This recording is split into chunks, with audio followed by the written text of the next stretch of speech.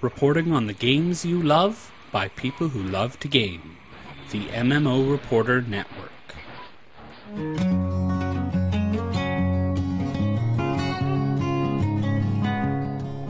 You, my friend, are listening to The Happy Hearthstone. This show is brought to you by Doghouse Systems, who make some of the best gaming PCs on the planet.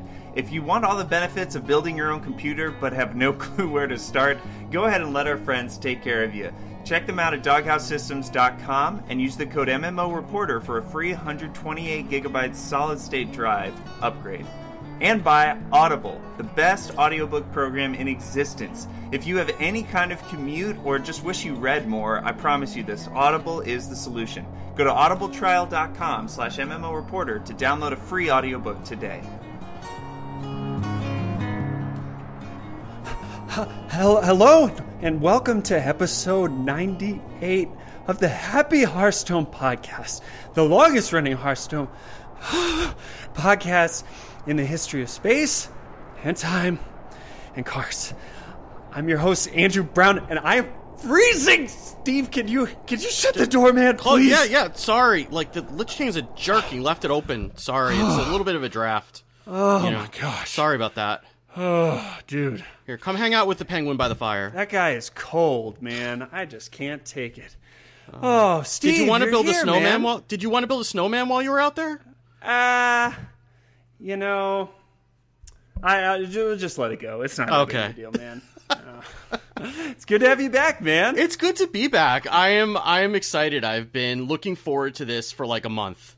So I am super excited. We're getting the new set on Thursday. I am excited to be here with you to talk at length about all these cards today, and I'm super psyched. And, you know, in all of our conversations, you know, we wanted to keep it the same, like we have the entire set ready to go. And when they announced that Monday there was going to be a live stream, I said, Steve, we've got to record that night so that I can get the podcast up the next day. So this is like as fresh as it gets, because I haven't had much time to even think on many of the cards that were released today. So we tried to pick most of the classes and neutrals that we've known about for a little bit. So we'll be able to speak from those, but there's a lot here, man, that, it's just crazy. I can't believe that we're finally here at, a couple nights before Knights of the Frozen Throne. Yeah, I don't know. Are they hot takes if it's Frozen Throne, or are those like cold takes?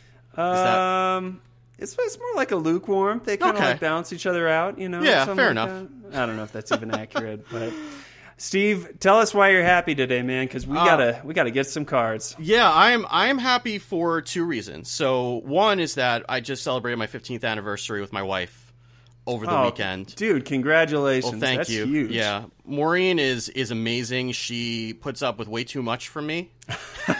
Like all of our wives do. Like all of our wives, but she is amazing. And so we went out to a nice dinner Saturday night and actually had some time away from the kids for a little bit, so that was great, and just got to spend some time together. And the other reason that I'm happy is actually thanks to you again, in no small part, that I have, since we started doing this, I've actually started up my own Hearthstone podcast. You have? Tell us about it. Yeah, so in addition to Disruption, which is the show that I've been doing for a long time on technology, I decided there's a service called Anchor that lets you just kind of record audio from your phone, and they introduced this new feature which lets you create a podcast feed from it. So I said, well, you know what?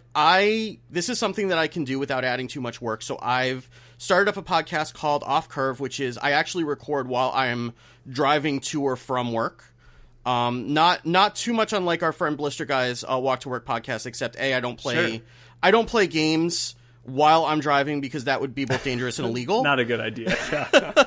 But I actually did talk to it before I started. I'm like, I'm not going to be stepped on your toes too much. She's like, no, that's great. So I've actually gotten a lot of really good feedback. So you can find that at offcurve.com. I was actually able to get both the .com and at offcurve on Twitter, which was amazing. So you know it's meant to be when you get both, man. Yeah, it's like I was shocked. Like, oh wow, this really hasn't been taken by anybody before. So, so I'm like 6 episodes in. I'll probably be recording another one tomorrow. After we record this, to give some more overall impressions that we're not going to get to in individual cards, but I've been deliberately not talking about the cards on that show so that we can save all of that for here. So I am excited to get into it. I appreciate that, but that actually speaks to really what I love about your show is that you talk about stuff that really I can't find in any other Hearthstone podcast. So I really appreciate how you share that stuff and just how you think differently. You know, that's always what I appreciated about your thoughts and stuff. Well, thank you. It does mean a lot. And I kind of like, basically what ends up happening is that I'm in way too many Discords, and then I end up typing the same thing twice. And then I say, okay, maybe this is something I ought to record a podcast on. And then I can just point people at that. So it's also saving me typing. My one question, though, is because now you're recording a podcast while you drive, do you have any time to listen to podcasts anymore? Oh, yeah. That's my podcast. Oh, yeah. Well, I still have a ridiculous commute. It's better now that I'm taking the train to work, but I still spend about, an hour and a half each way, so I have plenty of time. Yeah. And plus driving on errands on the weekends, like my wife and I will listen to your show and Coin Concealment and Velen's Chosen while we're driving around on errands on the weekends. So nice, it's a good lineup. I like it. Yeah. So why are you happy this week, Andrew? I'm happy because I get to go to Chicago this week. Ooh. And sounds fun. I've never been to Chicago, so I'm going for work with my boss. We're going to have a booth at this thing called the Global Leadership Summit. I don't know if you've heard of that. It's this really cool event you guys should look into. They host it all around the country, actually all around the world, and it's some of the top speakers. I think last year, the CEO from Ford was there, and I don't know. They're just these brilliant people who, like, if I could just get 10 minutes listening to, why they are the way that they are, and that's kind of what it is. They speak about a bunch of different stuff, and it's just really cool. So we're going to have a booth out there, so it'll be work-related, but it's going to be a lot of fun. And we just kind of launched our product, so we're really trying to get the word out there and stuff. So, and I get to go to Chicago, and I actually like my boss. He's a cool guy. So that's good. Yeah, it's always good when you're going on a work trip with people that you like, because that can be kind of problematic otherwise. And you get to have good deep dish pizza while you're out there, and hot dogs with every topping under the sun on them, so that's good. And those Chicago dogs are a little bit weird. I don't want to put down any of our Chicago friends listening, but maybe when I have one there, I'll understand it. But, yeah. And of course I'm happy. We're all happy because Knights of the Frozen Throne's coming out August 10th, so it is coming finally. I'm actually going to be on this trip while that's out, so I will be staying up very late that night, I think, after we get back from all our stuff. But yeah, if you haven't heard, obviously it's time. If it is before Thursday, you can still do your pre-order and everything. Otherwise, I'm sure a lot of you guys have been saving up your gold for a long, long time. It's time to dump all that gold and get all of the shinies. And I always look forward to that time and watching everyone open their packs and stuff like that. So it'll be a fun thing coming up here. And we don't have a ton of other news to talk about, but we did want to throw out and mention that Ben Brode laid down some sick beats with his Arthas rap. And if you have not seen that, you need to take the time because it's a real production. This real. Thing was really, like, they weaved in all the Warcraft 3 footage and the cinematics and stuff. Yeah, it was not just something that he put down in 2 minutes in his basement like the last one. This thing was well thought out and had a lot of deep lore in it that I am not really super familiar with because it's been 15 years since I played Warcraft 3 and I never played WoW, so there's a lot of this stuff that I just don't remember or didn't see. So it was educational and entertaining all at the same time. Really, it's just worth listening to. It's the Brode, he is Hearthstone. So we got the link to that in the show notes. You can check that out. And Steve, we might have to have a really quick discussion here because you put a note here about opening your packs here. Yeah, so the change that affects how you get legendaries distributed went live a week ago. And fun fact, there was a little bug if you happen to catch it that night where the change is that any new set that you open, you're guaranteed a legendary in the first 10 packs, but this was actually applying that to any set, regardless of whether you would open it or not. So, right. Everyone was kind of dropping gold and opening packs that they've been hoarding. I, of course, spent 1,000 gold on Gadgetzan and opened up a Mayor Noggenfogger because that's my luck with opening packs. Of course. Anything else and we'd be disappointed. Yeah, I mean, my wife, of course, opens up a Tyrion. Oh my gosh.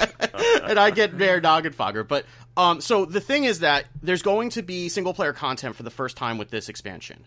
Mm-hmm. And by completing the prologue, you're going to get a Death Knight legendary. So because the Death Knights are, with a couple of exceptions, far and away the best legendaries in the set, it looks like. what you want to do is you want to open your packs first so that you can't get a duplicate of that when you're playing the prologue. That way you're more likely to open up a Death Knight in that first however many packs, and then you go and open the prologue, and then you'll have one less Death Knight in the pool, hopefully, or maybe 2 or 3 if you're really lucky. But if you play the prologue first, then you're taking one of the Death Knights out of the legendary pool, and that means you're more likely to open up a non-Death Knight when you open your packs. So it's a small difference.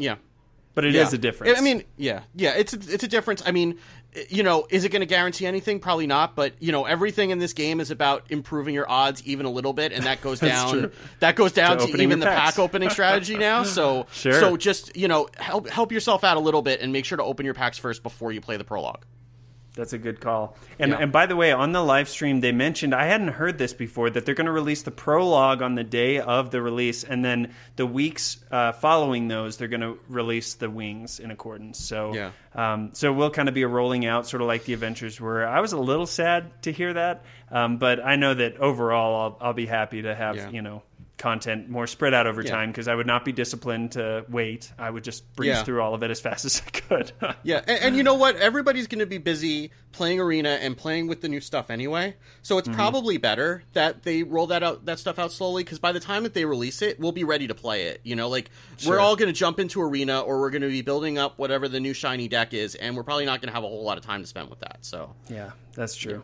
Yeah. So it'll be a lot of fun. That's a good tip, man. I appreciate that. Yeah. Well, without further ado, we need to jump into our review here. So I just want to remind you guys a little bit of how we do reviews here on Happy Hearthstone and what you can expect. Just like always, we're going to give every card 2 scores, and one of those is for Constructed, one is for Arena.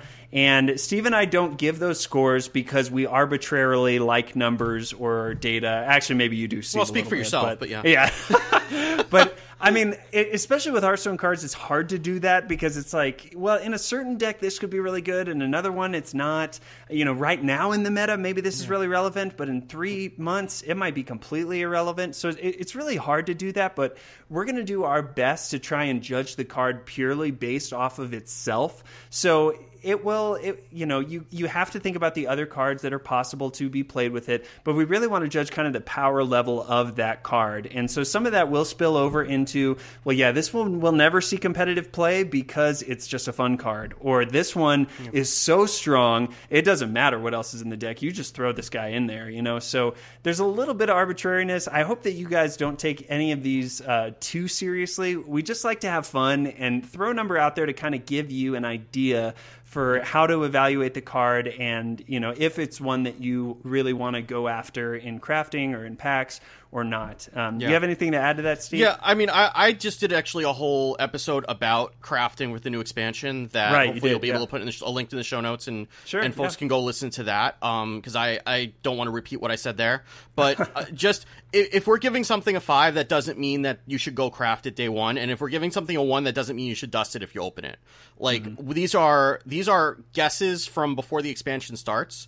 We looked back. I spent some time looking back at our scores for the last one. We were really right on some things and really super wrong on others. Yeah, no, and a lot of these things you really can't tell until you get to play with them. So just use this as a guide. Things that maybe if you're putting together a wish list like day one, or you have some extra dust, there's 1 or 2 cards you want to craft. Use that as a guide for if we think that the same card you think is busted, then maybe you go ahead and craft that if you really want it. But don't just go off this and spend all your dust. Like you wanna give it a little bit of time to shake out. Yeah. And the other thing is, if you disagree, that's okay. Yep. There's unfortunately no end-all be-all for evaluating cards. And I mean, Finge is a perfect example where it can be weeks and months into a set when we really discover something's power level, Yeah. So if you disagree with us on something, prove us wrong. That's okay. And we won't take it personally either. Yeah. We like to have fun on Twitter and, make fun of each other and stuff. But really, this is all for the fun and because we love this game, and we're super excited for these cards. And speaking of super excited for these cards, Steve, you asked that we start with a specific class. Now, before we jump into it, we are going to do these similar to how we did with Journey to Un'Goro, where we talk about the quest card. First, we're going to talk about the Death Knight card, because the Death Knight card really does rearrange kind of how you see a possible archetype in that class. So we'll talk about that first so that we can kind of bring it back as we evaluate other cards, because, I mean, people are going to... I'm psyched about all of these Death Knights. I don't think there's one I would be really upset to get. No, I don't think so either. I think they're all at least good, if not right. Like some of them I am like really, really excited for. Some of them less so, but I don't think I'd be sad if I pulled any of them in a pack for sure. Right, which is that's exciting. I mean, the fact that there are 9 of those. So go ahead and hit us off with this Priest Death Knight, man. All right, so the Priest Death Knight is Shadow Reaper Anduin, which is an 8 mana card. All of the heroes give you 5 armor when you play them. They have an effect, and then they change your hero power. So the text on the card reads, "Battle Cry: Destroy all minions with 5 or more attack," or how I've been calling it, Shadow Word Megadeath. Yes, that's true. And your hero power changes to Void form, which says, "Deal 2 damage after you play a card. Refresh this." So I have been playing a heck of a lot of Priest over this expansion. I've been playing, like, I think the last time I was on your show, I was talking about Yogg Priest, and I've been kind of refining that deck a little bit. I played it in the Quincy Listener tournament. I've been playing it almost exclusively this month. And this card is ridiculous. Like, first of all, the fact that it's a hero card, which means it can't be counterspelled, in this meta is huge. Just being able to have a guaranteed mostly board clear. And like the problem that Priest has a lot of the time is that you'll get your opponent down really low, and then you'll have trouble like going over the finish line, like getting that last couple of points of damage. Like they throw a taunt your way and you can't clear it. Or, they just heal up at the last minute and you can't get that damage through again. This gives you an actual win condition. And, like, Raza the Chained is a card that from Gadgetzan, that has come back into the conversation, which, if you don't remember, is, I believe it's 5 mana, and it says, if you have no duplicates in your deck, your hero power costs 0 for the rest of the game. So, this is pretty broken even without that, because I mean, if you're playing, say, a Dragonfire Potion, you can go Hero Power, Dragonfire Potion, Hero Power, and do 4 damage along with it. If you have Raza the Chained, then basically every card you play, you can tack 2 damage onto it, plus 2 damage for free. So I don't think you have to do that, but it's clearly going to be the way you're going to want to go, because it's just going to increase the power level of that hero power tremendously. I don't think you even have to do like ridiculous OTK, Miracle Priest throwing a whole bunch of like Burgly Bullies and stuff in your deck. I think just being able to play a couple of cards or have a big Lyra turn is even scarier. Yeah. There's a lot you can do with this. This gives a real legitimate win condition for a Control Priest. When I think playing 2 cards a turn is very reasonable at that point in the game, right? Yeah. And so you're talking a potential 6 damage you can do on top of that, either to face or to clear stuff out. I mean, this I hate to put down Shadow form, but this is the card that Shadow Priest has always wanted. And other than a deck that was really heavy on heals, maybe for a Control Priest you don't really want this, but I think just about any other kind of Priest, having this to close out the game, I mean, I feel like this kind of makes Mind Blast more viable. You talk about 10 damage and then 6 more on top of that. You could Alex Straza and then the next turn just kill them, if they don't have some kind of heal mechanic. I think, and not to mention the Battle Cry, which is basically Light Bomb 2.0, right? Yeah. I mean, this is a fantastic. I just don't know why you don't play this card other than you really want to heal. But that's not a win condition. And I mean, this could bring Quest Priest back, right? Because we're seeing a lot of good death rattles in this set. Mm-hmm. And, like, if you're playing the Quest, well, that covers your healing, because setting yourself to 40 is a pretty good way to heal after you play this. So there's a lot of different ways you can do this. You could do a Highlander deck. You could just throw this into a Dragon Priest. I'd run this in Control Priest. I'd be fine with that. Would you? So I think that almost any, aside from maybe Silence Priest, like any like slow Priest archetype is probably gonna run this card, and I think it's gonna be really strong. I'm giving it a 5. I think it's even in Arena. even in Arena, I think it's fine, right? Oh, like, why wouldn't you? Because it's an AoE. Yeah, it's an AoE, and it's 5 armor, and it's giving your hero power inevitability. It's good. I think I do not see, other than giving up the healing, I do not see a downside to this card, honestly. So we are going to start off our reviews with unicorns and pixie dust, and there can be no wrong, right? I agree. Fives actually, there is one downside to this, which is that it's not Tyrande. Yeah, that's true. So you do have to play Tyrande, Anduin, which is a bummer, but you love the one you're with, as it were. That's true. Well, no, Tyrande can play this card in her deck. She'll just change into Shadow Reaper Anduin, which is a significant downside. Yeah, but what are you going to do? Yeah. You're going to move on to the next card, which is going to take all of the pixie dust off the table. Yeah. This is the legendary for Priest, which is a 7-mana 4/6 named Archbishop Benedictus. And his battle cry reads, shuffle a copy of your opponent's deck into your deck. And you did hear that right. That was not shuffle a few cards or anything. Every card that is in your opponent's deck, a copy of will be shuffled into your deck. And Josh, I have to speak to you because I know you listen to the show. I'm really sorry, man, but this will be a very fun card to play with, but this is not a good card at all. No. This is actually pretty awful. Actually, so Zedalot is a pro player who plays like exclusively Priest, and he's been playing Priest like even when Priest was terrible. Mm-hmm. And I believe his tweet was something along the lines of, I expected nothing and I'm still disappointed.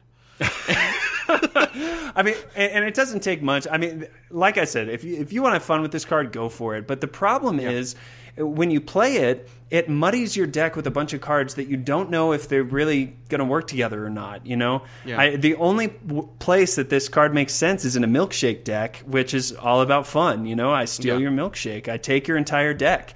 But I really wish that this card lets you draw 3 cards on top of it, or draw 4 cards, or something crazy like that.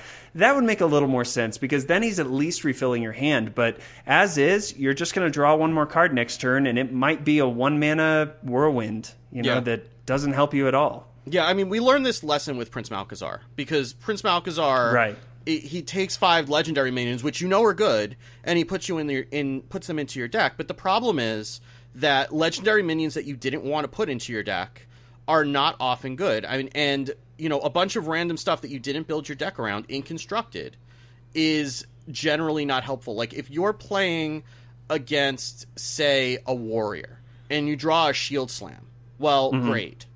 Like, okay, you just wasted a turn, basically. Right.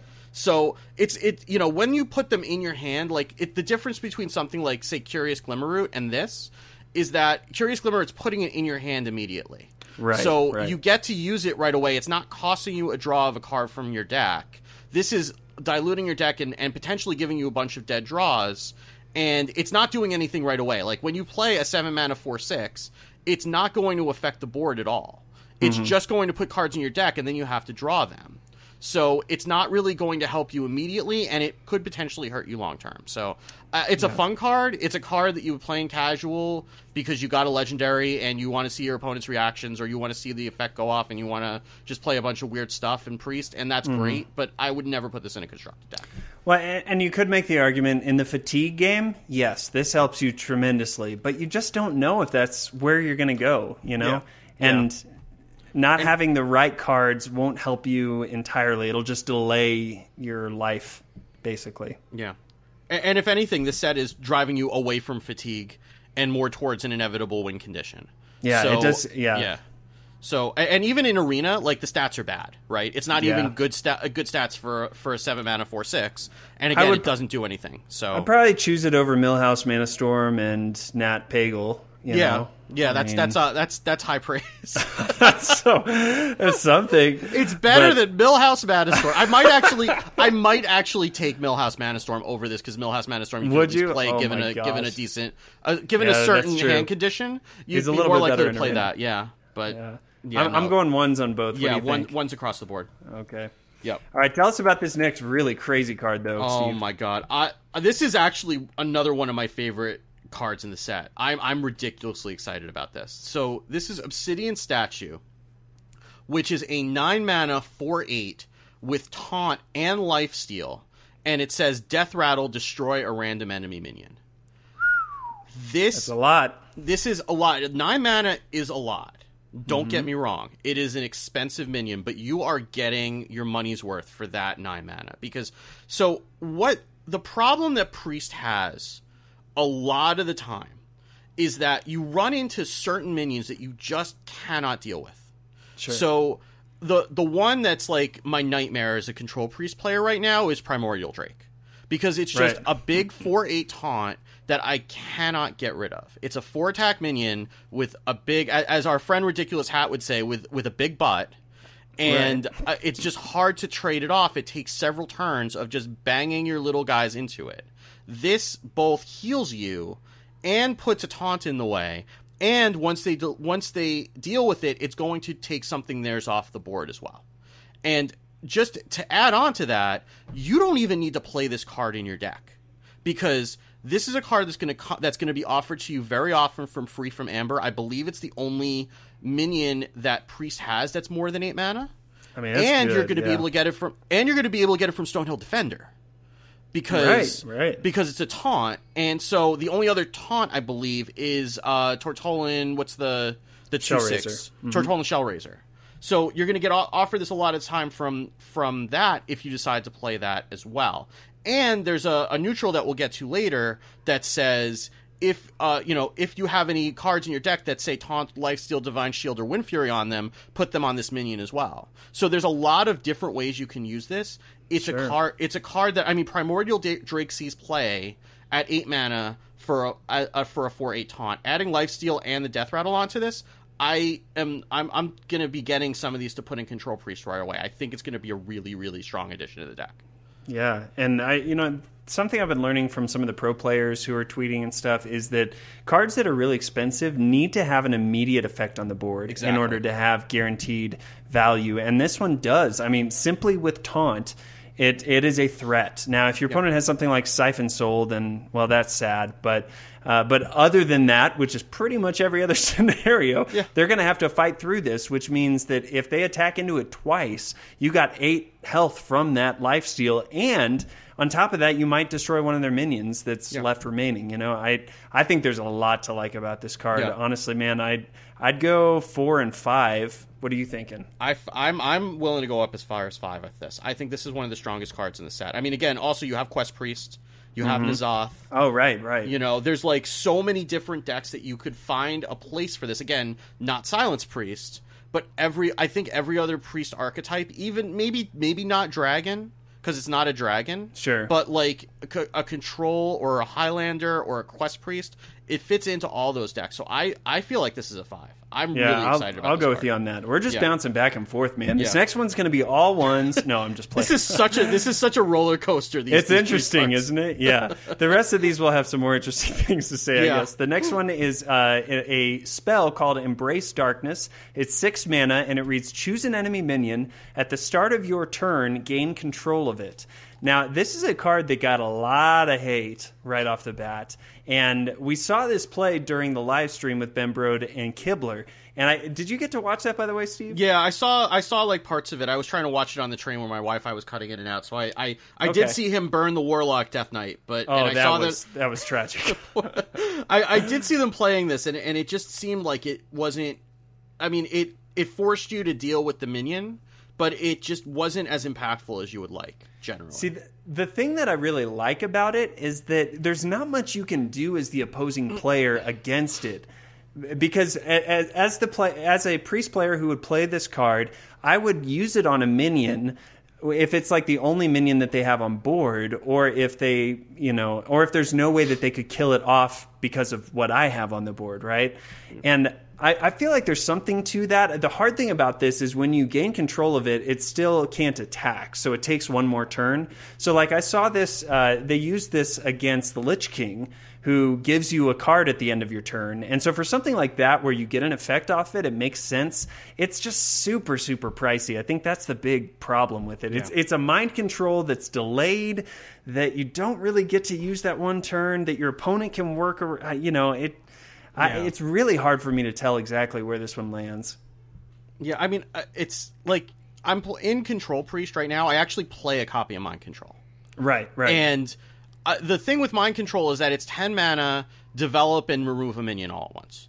And for that, it's generally worth it. This is less expensive, but your opponent gets a chance to deal with it, or they get to hit you in the face with it one more time and get the ability off of it for one more turn. And that's generally, like, that's not the kind of thing that you want to happen. Now, you're going to see this again if you play Lyra. You're going to get this. And maybe this is a little bit of a nerf to Lyra to give you an expensive card that doesn't do a whole lot. It's also worth understanding, like, the scenarios where you're going to see this card so you know how to use it, in addition to just, are you going to run it in a deck or not? But I just can't see wanting to put this in my deck over mind control. And if that's the case, if it does the same thing, then, like, what's the point? Like, the only thing I can think of is that, like, Entomb used to be a card that was this effect for 6 mana. Right. A removal that would eventually give you access to it, but it would actually remove it right away. And also not affect the death rattle, which was significant. This is just like, okay, well, I'm going to try to take this, and you're going to have a chance to deal with it. It's like the same reason that Corruption isn't played, right? And the same conveation we had the last time around with Corrupting Mist, that it gives your opponent a chance to use it one more time, and unless it's really significant or you can put a wall in the way, it's just not great. So yeah, that's fair. I'd say it's a 2, and probably maybe it's probably still a 2 in Arena, because it's still slow in Arena even. I would argue a 3 in Arena just because it's still kind of removal, and beggars can't be choosers. You don't know what you're going to get. I think it has a little bit more value there, and I don't know. I think there might be a place for it, but I'm willing to say 2 and 3. Yeah, okay, I'll go with that. I can go with that. Cool. Okay. So the next one, we'll go down to the rares. The next one is Devourer Mine, which is a 5-mana spell that says, copy 3 cards in your opponent's deck and add them to your hand. And this is Exhibit A of why it's important to have the context of the entire set before you evaluate cards, because my original reaction to this was, I really don't want more awkward Thoughtsteal in my deck. Right. And now that I've seen Anduin, right, and you just need stuff to do to be able to refresh the hero power, now I can see that being a viable choice in a deck like that. Like, it doesn't really matter what the cards do, you just need stuff to do to be able to do more damage to your opponent. So from that perspective, maybe you run one of these, it's probably okay. In Arena, you probably just take it because 3 cards in Arena is going to be really good. And you're not going to have the kind of luxury to be able to choose. Like, my original thought was, well, Thoughtsteal doesn't even see play, and why would you pay 5 for Thoughtsteal? But I mean, this is basically a Kabbalist Tome in a deck where you're trying to just get cards. So I think it's probably Nourish, Nourish at least are cards in your deck, right? Like, sure. So that's why it's more like a Kabbalist Tome where you don't know what you're going to get. They're probably okay because they're limited to a certain range, but they're not cards that you chose to put into your deck, and it also doesn't help you draw towards other cards in your deck. It's just kind of creating them out of thin air. But if you're just trying to get stuff for Shadow Reaper Anduin to do, it's fine. So I agree with you on pretty much everything. And this had me thinking about Archbishop here for a second. Yeah. What if Archbishop read Battle Cry, copy enough cards to bring your hand to 9 from your opponent's deck? Yeah. Yeah, then it would be good, right? I mean, I feel like that would be a very good card. Well, I mean, that's what the Ungoro pack does, right? Effectively. Sure. It just throws 5 cards in your hand. And the cards may or may not be good, but who cares? Because they're 5 cards that you didn't have before, and all of a sudden you have access to them. I just want to note there's a massive difference between those cards getting into your hand and in your deck. Because in either case, you don't know what you're getting, and it may not be to your advantage. But at least in your hand, it's not sullying the draws that you're going to get, Right. And that's especially the entire... I mean, even if it was just like shuffle 5 cards from your opponent's deck into your deck, that still probably wouldn't be playable, but... There's just a notable difference there. I agree with everything you said on Devourer Mine. Do you think in like 4 and 5, or I'm thinking 3 and 4. I don't know that it fits into every priest deck, but I think that it'll find a place where you're playing Shadow Reaper Anduin, and in Arena, it's just card advantage is just good. So and I would say probably in like a Highlander deck with Raza. Yeah. This probably really has a place in that deck. Yeah, so I think you can find a place in that kind of a deck for sure. It's a powerful effect. Kabbalist Tome is a perfect example where it's like, you don't know what you're getting, but it's probably going to be helpful, Yeah. It's pretty good. All right, next one is Eternal Servitude. This is a 4-mana spell. It reads, discover a friendly minion that died this game and summon it. This is what we wanted Resurrect to always be, right? Yeah. Oh yeah. Yeah. This is. Oh god, I'm so excited to play Priest in this expansion. It's not even. I can't wait for Thursday. So like, the thing with Res Priest is that you had to play things like Wild Pyromancer and Doomsayer a lot of the time. And then if you played one of those early, like, and you resurrected and you got it back, you were sad because you wanted to get a, an injured Blade Master, or if God forbid somebody hexed one of your minions and then killed it. Now you're just like unleashing a plague of frogs. Yeah. So, I mean, this at least gets you around that. And for 4 mana, I mean, this curves right from Injured Blade Master. You go right from Injured Blade Master on 3 to this on 4. And I mean, again, a lot of the minions that you have in Priest are high-quality minions that you would want to be able to get back. This is just more value. I'm all for it. Yeah. And then you couple it with stuff like Priest of the Feast. Oh, yeah. I mean, I just don't see it a real downside. It's a little bit pricey, but honestly, I think it's pretty fair. Yeah, I mean, it's 4 mana summon a minion, right? If you're playing it early and you're getting an Injured Blade Master, it's really good. If you're playing it late and you're getting another Obsidian Statue back, 4 mana is more than fair. That's when it really, really shines. Yeah. When you can play this late game. Yeah. I mean, gosh, I want to say 5s on both on this. Am I crazy? Yeah, I think it is. I mean, I guess it depends on your draft for Arena. Like, if maybe you have for an Arena. Yeah, like if you have like a really low curve and you just have a lot of dirtily minions that you don't really care about, maybe it's not great. But depending on your draft, it's gonna depend on whether it's valuable or not. But I think it's at drafting least a 4. some high mana cards. Yeah, you should be. You're gonna be offered a lot of them. So that's true. Yeah, we'll go with 5 in constructed, 4 in Arena. Yeah, sounds good. So the next one is Shadow Essence, which is another 6 mana spell that says summon a 5/5 copy of a random minion in your deck. So I'm not as sold on this one, only because you're starting to run out of space for 6 mana cards in your deck at this point. Like, maybe in a Highlander Priest you can work it in, but like, it's just like you're already running 2 Dragonfire potions. You're probably going to be running a Devourer Mine. Maybe you're running Free from Ambers that are going to bigger minions. I just I think this is a powerful effect depending on what you have in your deck and what you have left. But it just seems like there's just so much other stuff that you want to fit in that this isn't going to quite make the cut.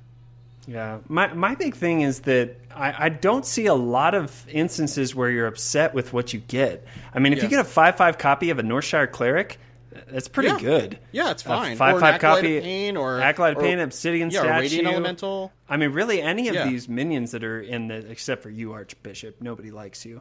But any of these other cards in this set for Priest, I just don't see much of a downside to it. Obviously, you want stuff like Ysera or Lich King. Those are going to be bananas when you actually pull those off. Yeah. Obviously, if it was Discover, then it would be way good, I think. Yeah. I think it would be so good at that point. But as is, I think there's a place for it, especially the Highlander deck, like you mentioned. This will summon probably another Death Rattle that'll help you with the quest, even if you're doing that. For Quest Priest, this is great because the quest says summon, not play. Exactly. So if you're summoning another Death Rattle, then that just gets you closer to the quest. So for Quest Priest, this is fine. I think there's just very few things you're upset about from getting. And later in the game, there's a good chance that you've kind of thinned out your deck to kind of know, okay, here are the things that are possible, and you can make a decision from there. Yeah. Yeah, like I said, I think it's a powerful effect. I just don't know. Like, it's just a matter of fitting it in, right? Like, when you only have 30 cards in your deck, like, some of them are just not going to be good enough. And this feels to me like it's really powerful, but it might be like the 31st or 32nd card. You know what I mean? Yeah, I just think it has a place, man. Yeah, it could. Yeah, I'm not saying no. I mean, I'm willing to go as high as a 4 on it. I think. I don't think that this is not Obsidian Statue broken, right? This is not even Eternal Servitude broken. But I think that this could be, with the right deck composition, this could find a place for sure. Absolutely. Just Doomsayer, I guess, is the one thing you might be upset about getting. But yeah, and even in Arena, right? Like, a 5/5 of whatever is probably okay. Sure. Yeah. Yeah. That's true. Well, cool. Next one here is... Oh, we went 4s on that one. Yeah, we went 4s across the board, yeah. Cool. All right, Acolyte of Agony is a 3-mana 3/3 minion that has lifesteal. And Earthen Ring Farseer is still played. I don't see how this one doesn't get played, honestly. Yeah, I think that the one thing is that there's a very gut reaction, and this is another one where you have a lot of stuff at the 3 slot, right? Like you have Curious Glimmerroot, you have Cabal Talon Priest, you have Tar Creeper. So you're pulling one of those out of your deck for this, and Lifesteal in Priest seems like it's not super powerful. I think this is going to be not deck dependent but meta dependent, because that's fair. Yeah. If you're playing against a lot of control, you probably just want Glimmerroots. Like you want the cards that they're going to have in your deck, in their decks. Yeah. They're going to be those cards are going to be more powerful for what you want to do. If the meta is all pirates hitting you in the face, then this is a card that you want instead, because now what they're doing is, first of all, they have to trade into it to get it off the board. So now they've taken off. They've either traded a 3 attack minion, or they've traded like a War Axe into it, and they've healed you for 3, and they've taken 3 damage off the board. So in that case, like sometimes like Tar Creeper, and even like I've been playing like even second rate bruisers in that spot. But against Pirate Warrior, they're generally not good, because they only run 2 minions out at a time, and then they hit you in the face with weapons. So something like this, it basically has taunt against those decks, and in those types of metas, I could see this being played, but it's not going to be played. It's not going to be played all the time. Sure, and well, think about playing this on 3, and then if it lives next turn, you can Cabal Talon Priest it, Interfire. You've got a 6/6 with Lifesteal. That's pretty crazy, especially against an aggro deck that might have just said that's not a big deal, and then gone on from there. I think you're right. I think that there is enough power here that people are going to consider this card. It's just a matter of if it really fits the strategy. And, that early in the game, unless you're going against heavy aggro, you probably don't really want it at that point. And then later in the game, it might be a little bit too weak to see play. But, honestly, for Priest, who has struggled against a lot of aggro stuff, something like this is kind of a godsend in some ways. Yeah. If we I would see play that it in an aggro meta. I would play this in a heartbeat, but not all the time. Yeah. So, I'd say 3 and probably 4, just because this seems like it's pretty powerful for Arena. It's not broken, but it seems pretty powerful. I was going to say the exact same score, so I'm right there with you, man. We agreed completely. Yay! That's good. This is going to be a boring episode. That's right. Okay, so the next one is Shadow Ascendant, which is a 2-mana 2/2. At the end of your turn, give another random friendly minion +1/+1. So this basically screams Arena to me. Like, there's not really a whole lot to say about this. This is a fine Arena card. Priest needs 2 drops in Arena. This is a 2-drop. A lot of Priest minions are generally well statted. So in Arena, this is fine. In Constructed, I don't see you playing this ever. Yeah, it's just funky, It's a Grimy Goons effect, so I'm really weirded out that this card exists in this set, honestly, and for Priest especially. But, the big thing, like, you think about what is the turn 1 play for Priest? Yeah, it's Cleric. Northshire Cleric every time. So if you get that to be a 2/4 from this, that's pretty good. If they don't have an answer for it, but that's the problem. A lot of times they do. So I agree with you that I think it's always going to be something that you want in Arena, and then in Constructed, maybe. I just don't see where it fits. I think it's a semi-powerful effect. It just doesn't. There's nothing it really jives with necessarily. So what are you taking out to play this? Right, you're not taking out Shadow Arcane. You're not taking out Radiant Elemental. So it's like those help your Wild strategy. Pyromancer, even you're not going to take out if you were playing those. So or Doomsayer, like those are all going to get played before this. There's just not room for it in Constructed. I still think it's in an okay. Like I would say maybe a 2 and a 5. Yeah, that's fine. It's weird to have that much of a gap, but and who knows? Maybe in future expansions it'll make more sense with something else. Something that I've noticed is that a lot of times when we see something that's out of left field like this, it's actually a note that something's coming in further sets that'll kind of complement it or something. So I don't know. Keep your eye out on Shadow Ascendant for now, though. Certainly powerful in Arena. Yeah, and it's worth mentioning in Arena. You curve this into Acolyte of Agony.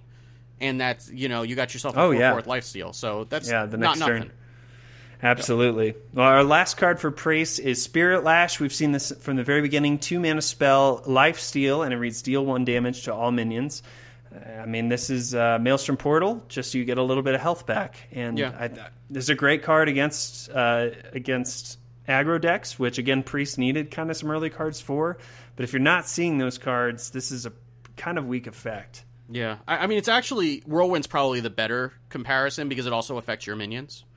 Oh yeah, to all minions. That's right. Yeah. Yeah, but I mean, there are metas where you just need to be able to do 1 extra damage AoE, right? Like if you're playing something like Holy Nova, or even alongside like a Dragonfire Potion, sometimes you just need that 1 extra damage, which is why Priest sometimes plays Wild Pyromancer. So this is basically Wild Pyromancer in a spell, like a standalone Wild Pyromancer. Sure. I don't know. It's going to be very meta dependent whether you need this card or not, but it's a good tool for Priest to have because they really haven't had a cheap AoE effect outside of Wild Pyromancer shenanigans. Yeah. So I think it's a fine utility card. In Arena, it will see play because it's an AoE, even a small one. But I don't know that it's necessarily going to see a lot of playing constructed unless the meta really lines up for it. So I'd say probably like a 3 and a 4. I'm down with that. Yeah. All right. Well, that Look is at that. What's our time check? Hey, that was pretty good, man. I gotta say. Yeah. Like Wow. 45 minutes right there. So we Yeah. probably got through that in 30. Yeah, we can do this. We got this. It is not going to be a 5-hour-long shenanigan No. crazy ride. Well, No. let's go ahead and go to Mage. I'll take the Death Knight this Go ahead. time. This is Frost Lich Jaina, and she's looking like Medusa-y and stuff. She cray. And she is 9 mana. She's going to give you 5 armor, of course. And her battle cry reads, summon a 3/6 water elemental. Your elementals have lifesteal this game. So for the rest of the game, any elementals that you play or summon are going to have lifesteal, which, man, that is powerful in and of itself. Now, your hero power is Icy Touch, and it's going to be very similar. Deal 1 damage. Big deal is if this kills a minion, summon a water elemental. So this is value on value on value on value. I heard you like value in your value, so I gave you a water elemental every time you ping off a minion. Like this is crazy. I guess it's a matter of how hard is it going to be really going to be to get it to pull it off, right? Like how consistently are you going to be able to line up minions to be able to pick them off with your hero power? That's really the question that it's hard to get an answer to right now. I think what's really interesting is that this gives Mage a control style archetype that doesn't revolve around Ice Block into Firelands Portal into Pyroblast. Right. Or Alex into Firelands Portal into Pyroblast, rather. I think the really hard thing is that I don't know that this is going to overtake that because those decks are just all damage, right? And that seems like a better win condition than this, which is sort of waiting to go through the end games. So I don't really want to compare the two because we're trying to evaluate these cards on their own. But I don't know the Control Mage is really going to take over Burn Mage necessarily, you know? Yeah. Well, I mean, but part of it is, like, part of evaluating the card is this going to see play? Is it going to see play because it's just, it's good enough to exist in the meta? Sure, right? yeah. And that's a question. Now, I think that there was an Elemental Mage deck that was going around, like, 2 months ago that was, like, almost there, right? Like, it had enough burn and it had enough elementals that you could kind of get something going, but at the end of the day, it just didn't have enough of a push at the end. So maybe with things like Pyros, things like Steam Surger, where you're just churning out more elementals and getting like Servants of Kalimos and Blaze Callers going, like a Blaze Caller with lifesteal is ridiculous. Like, and even the water elemental, I mean, the fact that it's got 6 health, those things are hard to take out. They're not going away. I envision a Control Mage who's in that long game that has a board of 7 water elementals. Yeah. And that's devastating. Like, what do you do against that? You flame strike it, and then you're still host. Yeah, I mean, you think about when somebody plays Jiraxis and how hard it is to get rid of those 6/6s. These are 3/6s, so they're not killing you as quickly, but they're just as hard to get rid of. So I feel like this could be a deck. That's the one thing is this enough to push out Freeze Mage? Is this going to be better than Freeze Mage? Can it live? I think it can live alongside Freeze Mage. I honestly do. I think the Burn Mage, the Medivh list may finally go away. Because if this is better, but I think this can still live alongside. At least it gives you another choice, right? It doesn't have to be, Ice Block into Pyroblast. It gives you another way to play the game, which I think is interesting. I don't know how it's going to play out. I'm optimistic, though. Well, and even outside of evaluating them side to side, like you think about in Arena, Like, this is great. Oh yeah, this is Why fantastic. would you not want this? So I think, like, on its own, this is a very, very strong card. It's just a matter of figuring things out. I think of even like cards that haven't seen play really, like Steam Surger, 4 mana 5/4. If that guy has Lifesteal on him and you get a little Flame Elemental off him, that's great. But even if you don't, 4 mana 5/4 with Lifesteal is good. Oh my gosh, yeah, that's been the big one that people. I totally forgot about that. That's a lot of health that you're going to gain from that. So, or there was that mage. What was it? The mage Anomalous, I think, that does 8 damage to everything when it dies. Oh my gosh, yeah, that's just gonna. I mean, that's like elemental destruction with Halaziel on board in the last meta. Yeah, so that's true. There are a lot of ways that you can kind of live forever with this thing too. So I'm optimistic. I'm saying 4 across the board. I'm a say little 5 bit hesitant. Arena. I see the thing with Arena is you're just not going to have as much support for it, and it's going to be harder to get to pick off the minions, I think. But your hero power is going to keep getting you water elementals. Like, it might be a little bit tougher, but as long as you've got a few spells to help you along the way, I think being able to reliably develop the board like that's a win condition. Yeah, it is. I just don't know that it's going to be as easy to do it in Arena as it is in Constructed, especially if you top deck this at the end. You know what I mean? That's fair, yeah. Yeah. Right. I guess we'll go forwards across the board on that. I think so. Then. Okay, and then the next one is Sindragosa, which is an 8 mana 8/8 dragon that says Battle Cry, summon 2/0/1 Frozen Champions, and the Frozen Champions say Death Rattle, add a random legendary minion to your hand.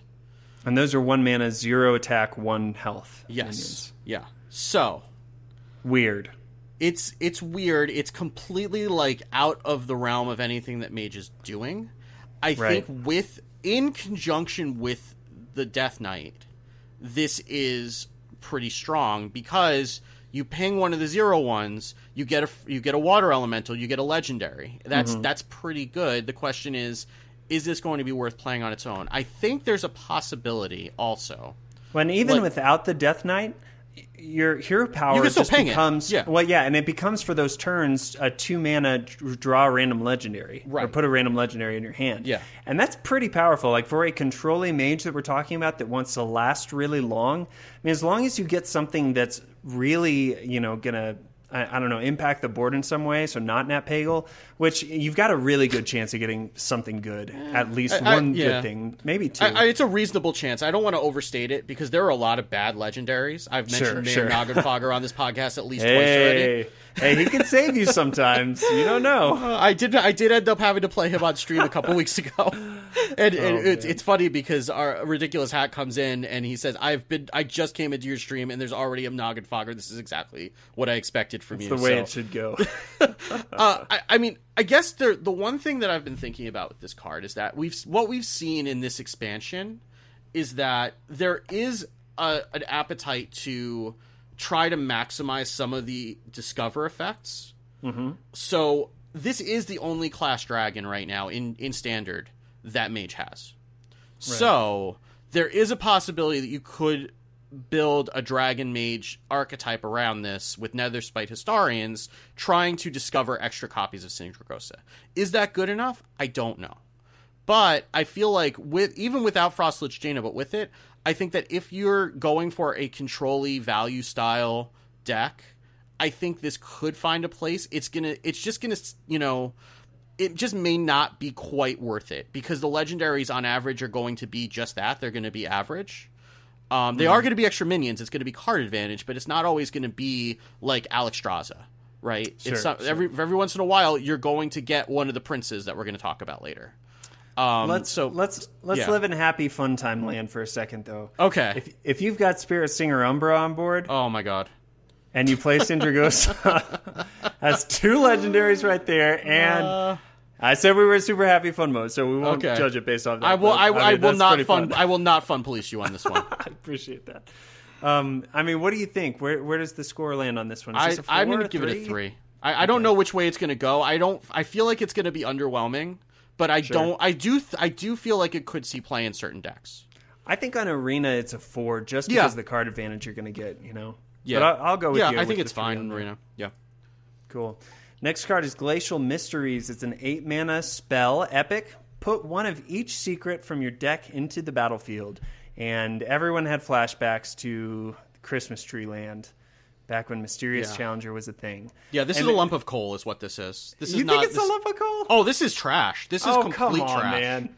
Oh, go ahead. I will let you have your fun first, and then I'll crush your dreams. Go ahead. Okay, so obviously Mysterious Challenger is better than this, right? Because it's a huge minion on the board, and all of those secrets play off of each other. So all it took was your opponent attacking at all, and you've got Avenge, Redemption, all this kind of stuff, right?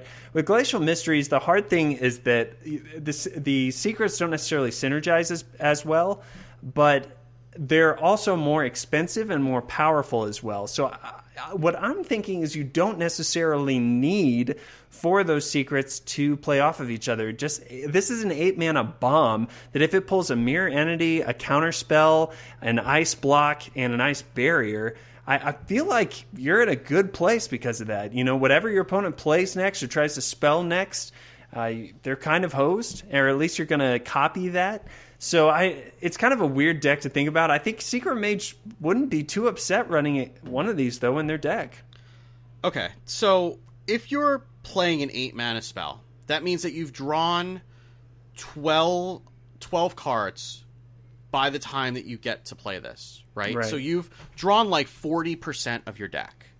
You generally run, at most, like 4 spells, even in Secret Mage, and then 2 Arcanologists to draw them out. So that's 6 cards out of that. So maybe you have, on average, you're going to be lucky if you have 2 secrets left in your deck by the time that you get to play this, and then you're paying 8 mana to play 2 secrets. And I think that there are... 8 mana is... you can do a lot for 8 mana. You could be playing Medivh for 8 mana.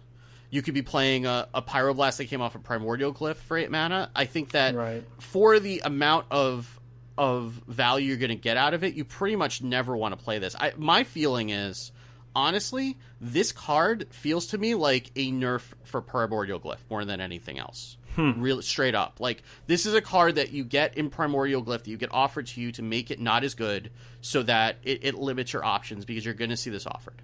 And that's pretty much the only purpose that I see this card pick serving in this set. I give it a 1 across the board, and I would give it a 0 if you let me. Yeah. Oh yeah. My gosh. No, I think this is easily one of the worst cards in the set. You don't think that does anything to the board to play this thing? If you've nothing. got 2 or 3 secrets that come from there that? are going to be games. So you're going to play one of these in your deck, right? Right. So at most, right? So there are going to be games where you're going to have 8 mana do nothing, and it's going to be more often than you would like. I think that's not going to happen very often. Or it's going to be 8 mana play a mirror entity. I mean, you're talking.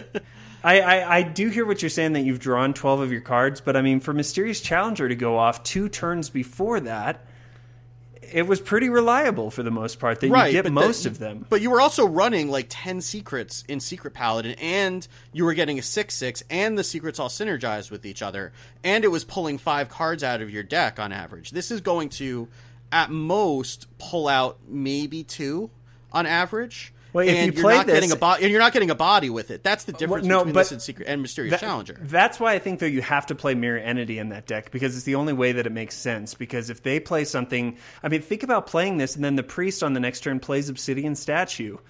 Like, that's nuts. And you've got maybe 1 or 2 more secrets left after that, and it thins out your deck for the other win conditions you might want. I just don't think it's a 1. You know, okay. I'm fighting for a 2 here at least on this thing. I may have to meet you in the middle at 1.5 because 1.5. Okay, I'm okay with that. I can't see you ever playing this card and getting very much value. You're never going to be happy seeing this in practice. That's my feeling.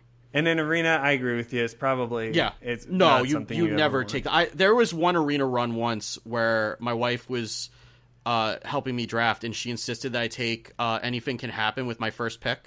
Oh no. And we were offered Murlocs, right? we were offered like a 1/2 Murloc for the rest of the rest of the draft. So yeah, That's no, you awful. never take this in Arena. So the next one is Simulacrum, which is I hope that's how you pronounce it. I have no idea. Simulacrum. I don't know. It's a 3-mana spell that says copy the lowest cost minion in your hand. I forgot about this card. This card is bananas. I don't know with this. Like it can be really good. I mean, this is basically a 10-mana spell that's going to cost you 3 mana, really, if you think about it, because like you're not going to play this until halfway through the game. Because Right. the way that you're gonna play this is you're gonna wait until you have exactly one minion left in your hand, and then you're gonna play this.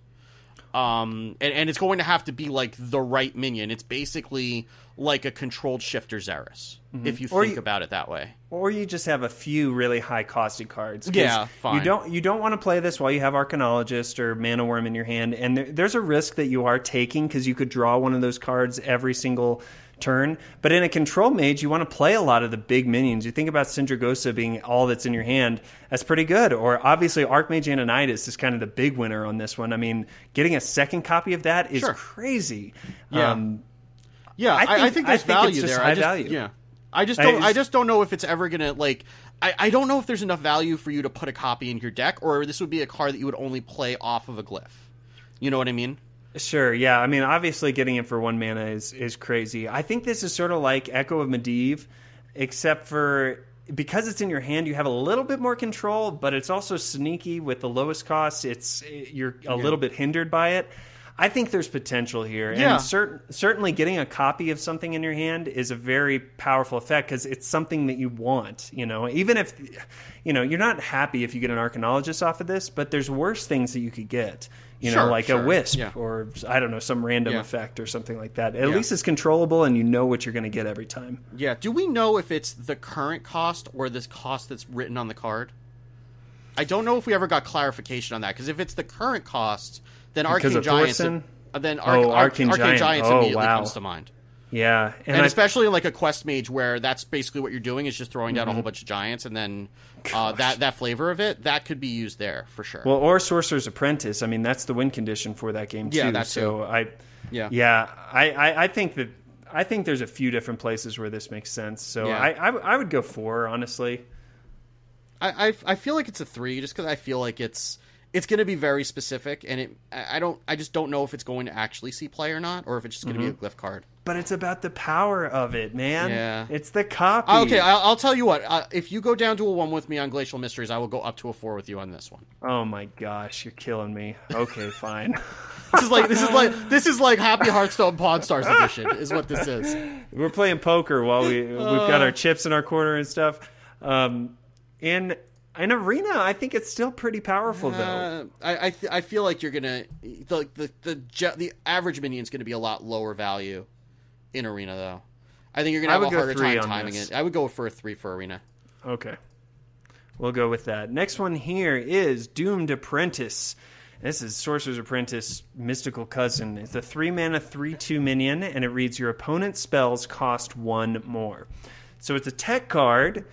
And you don't know if your opponent's going to play spells. And if they are playing spells, it could really mess them up. And if they're not, it's an overcosted minion. Yeah. This feels like a tech card for tournaments for me. Like, if you know that you're going to be playing against Miracle Rogue or Jade Druid, where anything that's going to cycle with Auctioneer, or even like Freeze Mage, then this is a card that you would play to kind of throw down at the end that might disrupt that. I don't know if this is something you'd run on ladder, though, unless you're really seeing a lot of the same deck over and over again. But I think in certain scenarios it could be good. And I mean, in Arena, it's not great, but it's probably, you're going to see it a lot. It may be better than a lot of other cards that you're going to get anyway. Right. So, and Loatheb, well, you think about this actually less Loatheb and more Mana Wraith, where it kind of disrupts your opponent's turn, but it's not really reliable that it's going to throw them off completely. So I think it's a powerful effect. I agree with you on the whole tournament thing. It's just you don't know if you're going to get value off of it, and that's really hard to justify a slot in your deck for. I would think it's probably 3s across the board. Yeah, I think so, maybe too. even a 2 in Arena. I don't know. Yeah, it's undercosted. Maybe you give it a 2 in Arena. And they're generally there are more spells than there used to be, but not enough to really justify playing a card like this. Yeah, it's good. So the next one is Ice Walker, Texas Ranger. No, that's Ice Walker is a 2-mana 1/3 elemental. Your hero power also freezes the target.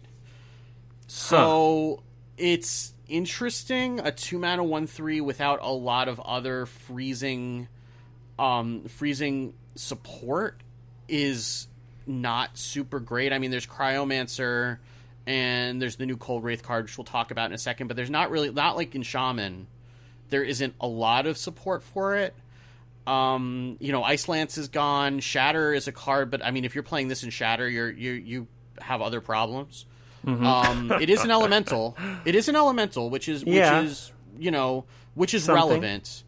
Other than that though, I don't. Maybe you do play this in Arena because being able to freeze minions on command is good for being able to dictate trades. But in Constructed, I don't feel like this is going to be hard to work in. The only other 1/3 minion that sees play that's 2 mana is Netherspite Historian. Right. And that gives you a card. That gives you a Draconid operative, is what it's like. Yeah, that's true. This just seems so underwhelming. And, on turn 2, you don't really want to play this because your opponent's just going to trade their 3/2 minion with it. I think about Fallen Hero, which was the 2 mana 3/2 that your hero power does 1 more damage. Right. And that didn't really see play, but I think that's stronger than this, honestly. Yeah, I think it is too. At least it has something that's a little bit more reliable, body's way better on it.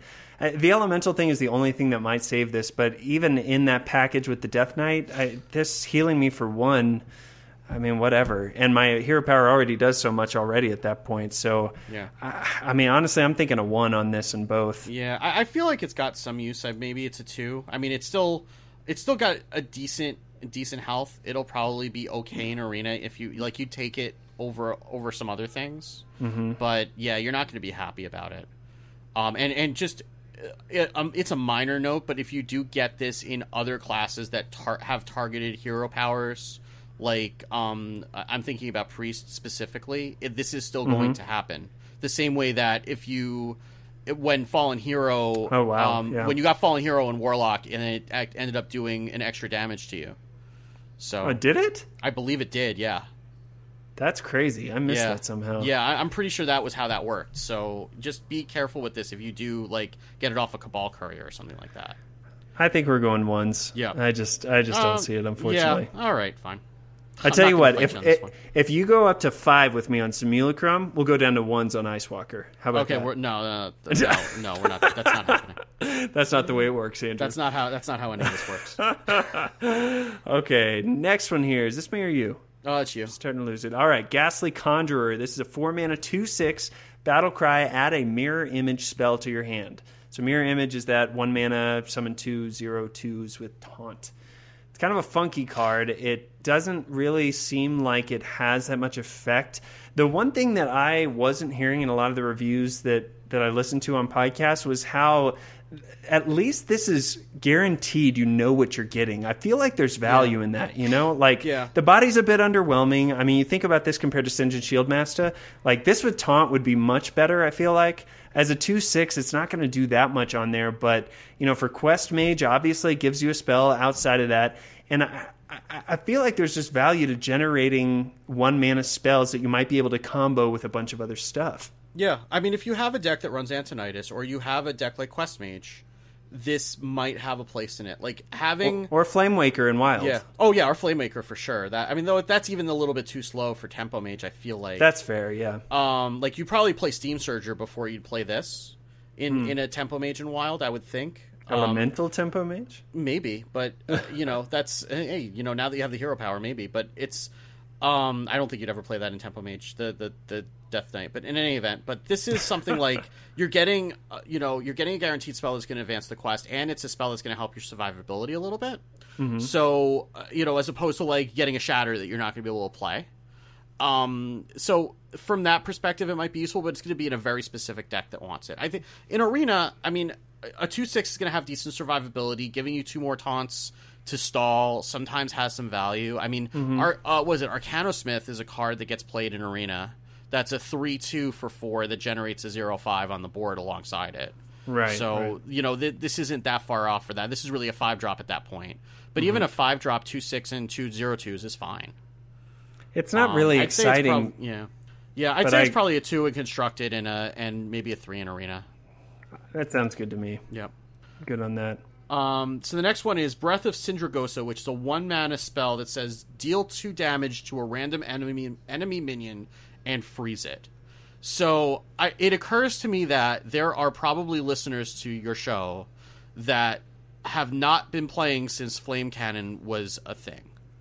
Holy cow. which is kind of a scary thing to think about, but I know It's true. in some of the Discords that I'm in, there are some people who did not know a world before Standard existed. So there used to be in Mage a card called Flame Cannon that was a 2-mana spell that did 4 damage to a random target, and it was a staple in Mage decks. And I feel Very like good. this is probably going to find a place also. I mean, 2 damage to a random enemy minion as an anti-aggro tool is fine. Because, I mean, if you think about what you're going to be killing right off the bat, like if you're playing against Token Druid, they play an Enchanted Raven, you play this, and now it's dead. And that's not something that you feel like you need to save for Flappy Bird. Right? No, not at all. Because it's something you could use against it, but it's not going to help you against that. And even if you had to play that against a Bittertide Hydra, that's fine, right? Like you're still freezing it and giving yourself a chance to be able to fireball it the next turn. So, and especially in decks, again, where you're going to be needing to do small amounts of damage to be able to hit with the hero power, or you're going to be doing things like Antonitis or whatever, or it's fine. I think this is a good card, and I think it'll see play. Yeah, I think Raven's the perfect example where, like, in an anti-aggro, this is great. You want this in your opening mulligan, and even later in the game, you're not too upset with it, and you can control probably what it's going to hit a lot more, because Flame Cannon was exactly the same way. I remember when we first saw it, it was like, well, 4 damage to a random target, that's silly. But that was before we had many random target stuff, and we learned from the Goblins vs. Gnome expansion, a lot of times random effects can be controlled, unless it's drawing them out of thin air or something. So I think it's probably... Or sometimes you just flip a coin and pray, and it works out, Yeah, and that's fine too. I think it's probably forwards across the board. What do you think? Yeah, I think so. Okay. Cool. Next one here is Cold Wraith, the block card that I'm way too excited about for some inexplicable reason, honestly. And this is a 3-mana, 3/4 minion, Battle Cry. If an enemy is frozen, draw a card. So the baseline you got to start at is that a 3-mana, 3/4 is fine. Like, it's playable at least, because Cabal Talon Priest, it has an extra effect, but a lot of times on turn 3, your enemy has... wiped your board, and just have to play 3-mana, 3/4, and that's fine. Spider Tank was great on its own. The mech synergy put it way over the top. So I think that this card is fine. Now, being able to draw a card and develop the board, I feel like that's really powerful. Like, all really that Mage has in that slot is Arcane Intellect, which is very reliable, but a 3/4 minion is just nothing to gawk at on the board. Yeah, well, you have secrets, too. Right, that you're sometimes trying to play on 3. Well, I'm thinking about draw effects, though. Oh, yeah, draw effects, yeah. I mean, I think that, you're not going to play this on 3 if you're intending to draw a card. I think it's going to be kind of like, if you're playing this on 3, you're not expecting to draw a card. If you're playing this on 5, maybe you are.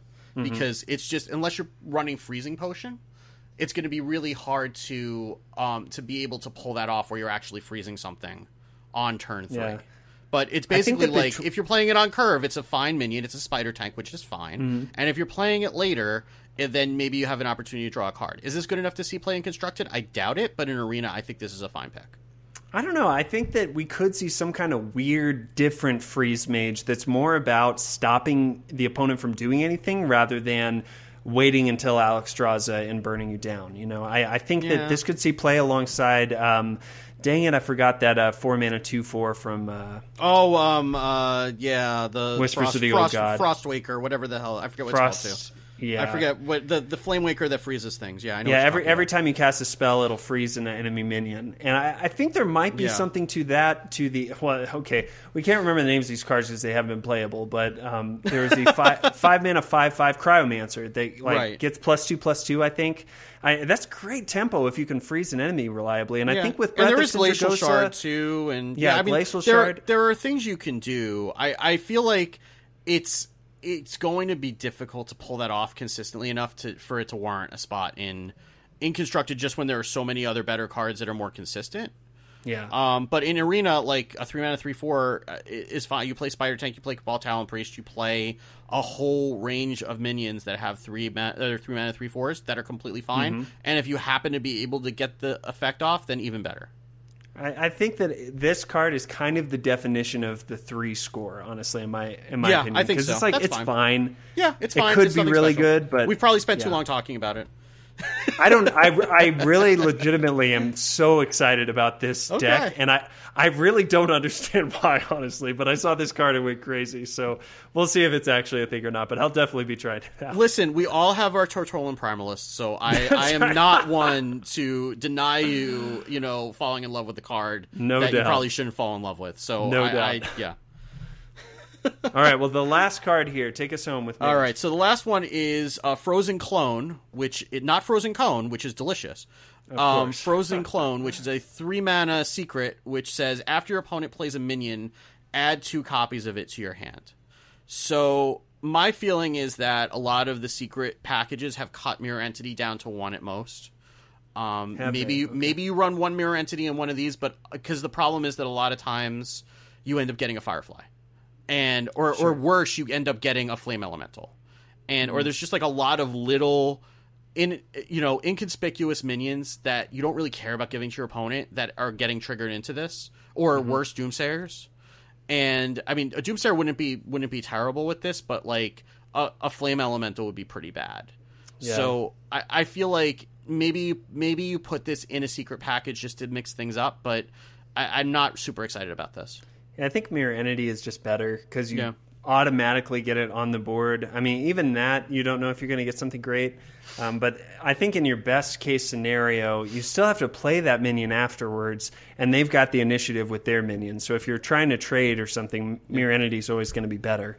So, yeah, I don't know. I think it's okay, but it's certainly not... it's not competitive with the other secrets, I don't think. So it's maybe a 2. I think it's 2s across the board. I don't think it's great. Arena, it could get you some value, but again, it's just very unreliable.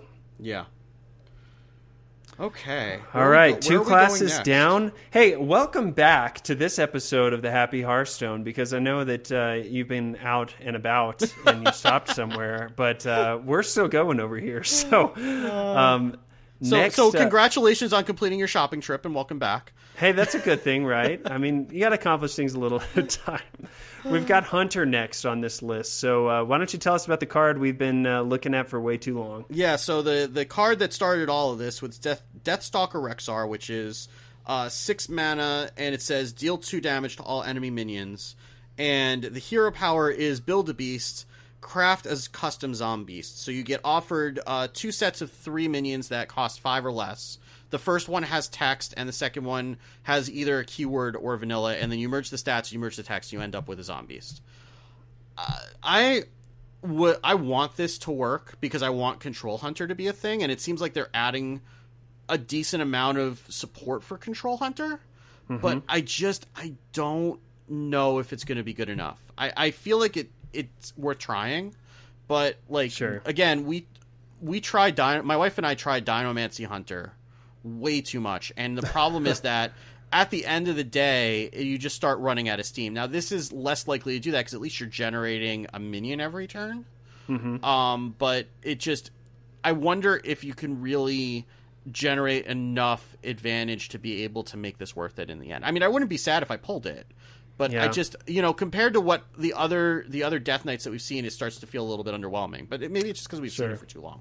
Well, and that's the curse of the first one that's revealed. I mean, we even said it when we talked about it on the show when it was first revealed. Like, this will probably be the one that you're not excited to open. Yeah. And it's kind of true.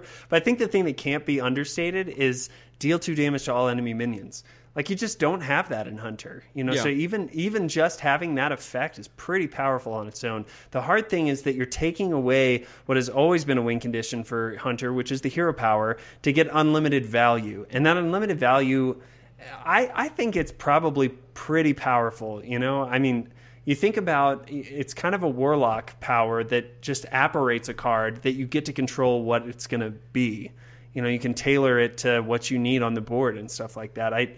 It's powerful, and so I agree with you that I don't know that this is really it. But when I just try to look at it in a vacuum, it's like I don't know what more I could really ask from this, especially since it's only 6 mana. Yeah, I mean, I want to believe. I've seen Control Hunter try to work so many times, and I just don't know if this is going to do it. But that's fair. I want to believe.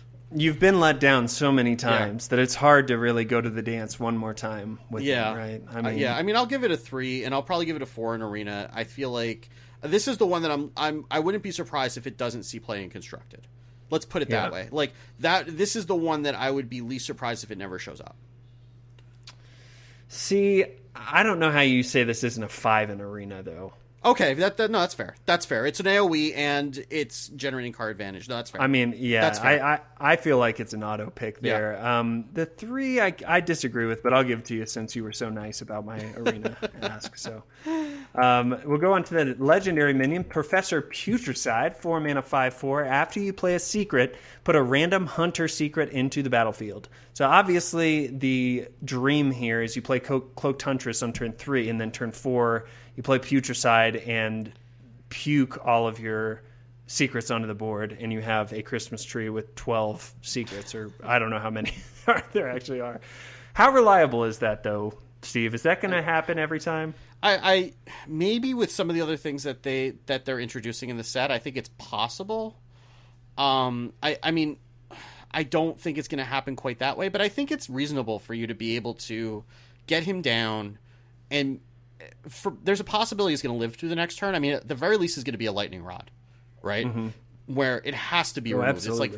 It's like putting Fandral down on curve, right? Yeah. Like Fandral is kind of the way you need to think about this card. That's pretty good, yeah. They're like Fandral. Sometimes you just drop Fandral on 4 and see if he sticks, because if he does, then you know that you're off to the races, and if not, then you've just made your opponent spend probably their entire turn getting rid of it. Mm-hmm. So I think from that perspective, it's fine. The stats are fine, and you know, there's only so many secrets you can really play, because it's gonna put a secret that you haven't played into play. So you may not even be able to get more than one secret off, because like if you play your first secret and then he plays the second secret that you already had in your hand, then you're not playing the second secret until it gets cleared.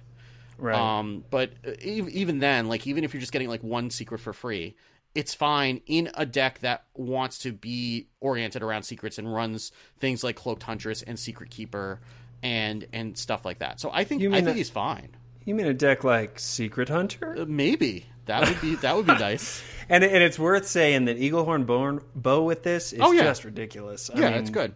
The value is nuts. I think it's strong. I think it's probably like a 4 in Constructed, a 3 in Arena. I'd say it's a 4 in Arena, because I mean, you think so? It's a 5/4 for 4. Like I will take something like Steam yeah. Surger without any other elementals in the deck, because it's a 5/4 for 4. Sure. Right, and in Hunter, it's got the kind of stats that you want. So I think it's even if you never get the secret off in Arena, it's fine. It's worth noting that this isn't after you play a spell, put a random secret. Right, after you play a secret specifically. Secret for a secret. So it's harder to pull it off, but I agree with you. This is not Yagen Load. No, it's not. And there's a good chance you can get at least 1 or 2 secrets, and maybe you draw them, and you have a fun time. You know, it's good. All right, next one here. That's right. This one's you, man. Okay, yeah. So next one is it's a dad joke. It has to be mine. It is. Abominable Bowman, which is a 7 mana 6/7 that says Death Rattle. Summon a random friendly beast that died this game. So if you're playing Deathstalker Rexar, you're going to have a number of beasts that are going to be fairly large, and it will be worth resurrecting them. If you're playing Mid-Range Hunter, where you're curving out, stopping at Savannah Highmane, I don't think you ever run this card, because I don't like the thing that we learned with Swamp King Dread is that 7 mana in that deck specifically is it doesn't matter how powerful the effect is, it's just too slow. And I think that here this is the case too, but in a deck where you're playing Deathstalker Rexar and it's intended to be a slower deck, I think this finds a place. Yeah, I agree with you. Like you can't. This card limits how you build the deck, right? You cannot put Alley Cat in the same deck as this. Right. You can't even really play Razor Maw in that deck either. I would say that Bear Shark, that we'll talk about later, is probably like the lowest minion that the lowest beast that you really want. Now, the interesting thing is you can probably curve out those first couple turns with some minions that aren't necessarily beasts, and that's okay. I think that this effect is obviously strong if you're able to build the deck in a certain way that kind of gets you there. You know, Cloaked Huntress and Professor Putricide, this may actually fit in kind of, maybe there's a secret control hybrid that actually happens, and this makes a lot of sense. I think for 1 mana, it's really good, as long as you make sure that there aren't any terrible things and your opponent's shaman doesn't hex one of your guys and make you cry when you get a 0-1 taunt off of this. I mean old school Secret Hunter generally didn't run very many beasts other than like Kindly Grandmother, really. And maybe High Mains. So in a deck like that, especially if you're running Deathstalker or Rexar at the top end, so you're going to be generating big beasts, I think this could work. It's just a matter of whether it's still too slow for Hunter or not, but they're trying to slow Hunter down, so this could work. It's probably a 4 in constructed, 3 in arena? What do you think? Yeah, I think so. I think you want to be going faster in Hunter in arena. Yeah. Still. So I think this is still a little bit too slow for arena, but in constructed I think this is a 4. I think it's possible it could find a spot in the Secret Hunter. It's good. All right, the next card I literally have not seen until this moment, so there's that. Yeah, this was in the reveal stream at the very end. Okay, so somehow I missed this. Or maybe, I don't even think it was in the reveal stream. I think it was in the dump that went on Facebook after the one of the reveal extra stream. ones? Okay, then I Yeah. don't feel bad about not seeing it, but you're getting the gut reaction out of me on this. It's a 2-mana spell called Toxic Arrow, and it reads, deal 2 damage to a minion.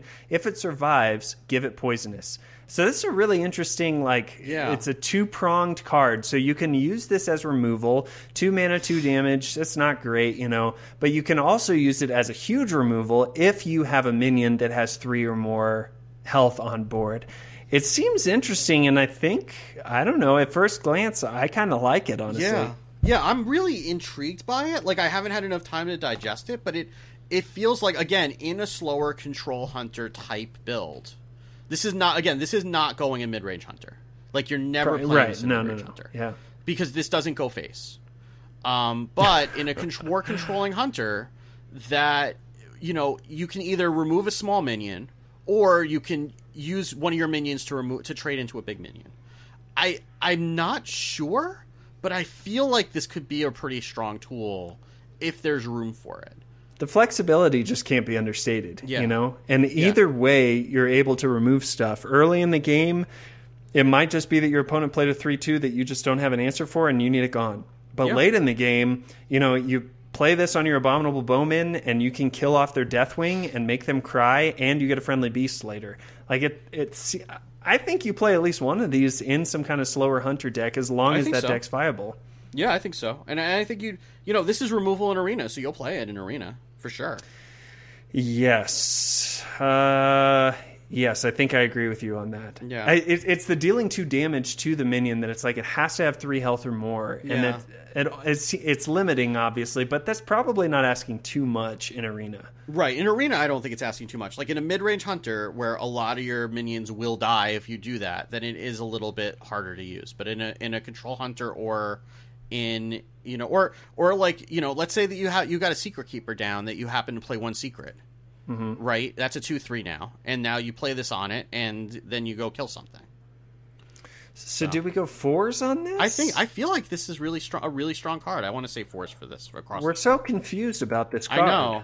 Well, that's because we just saw it. So yeah, that's true. Yeah, had you not seen it before now either?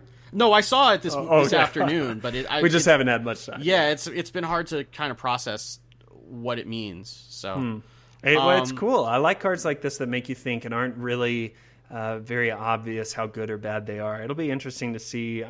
You're right. Hunter is it's the bad boy of Hearthstone, where it's I want you so bad, but you treat me so poorly. Yeah.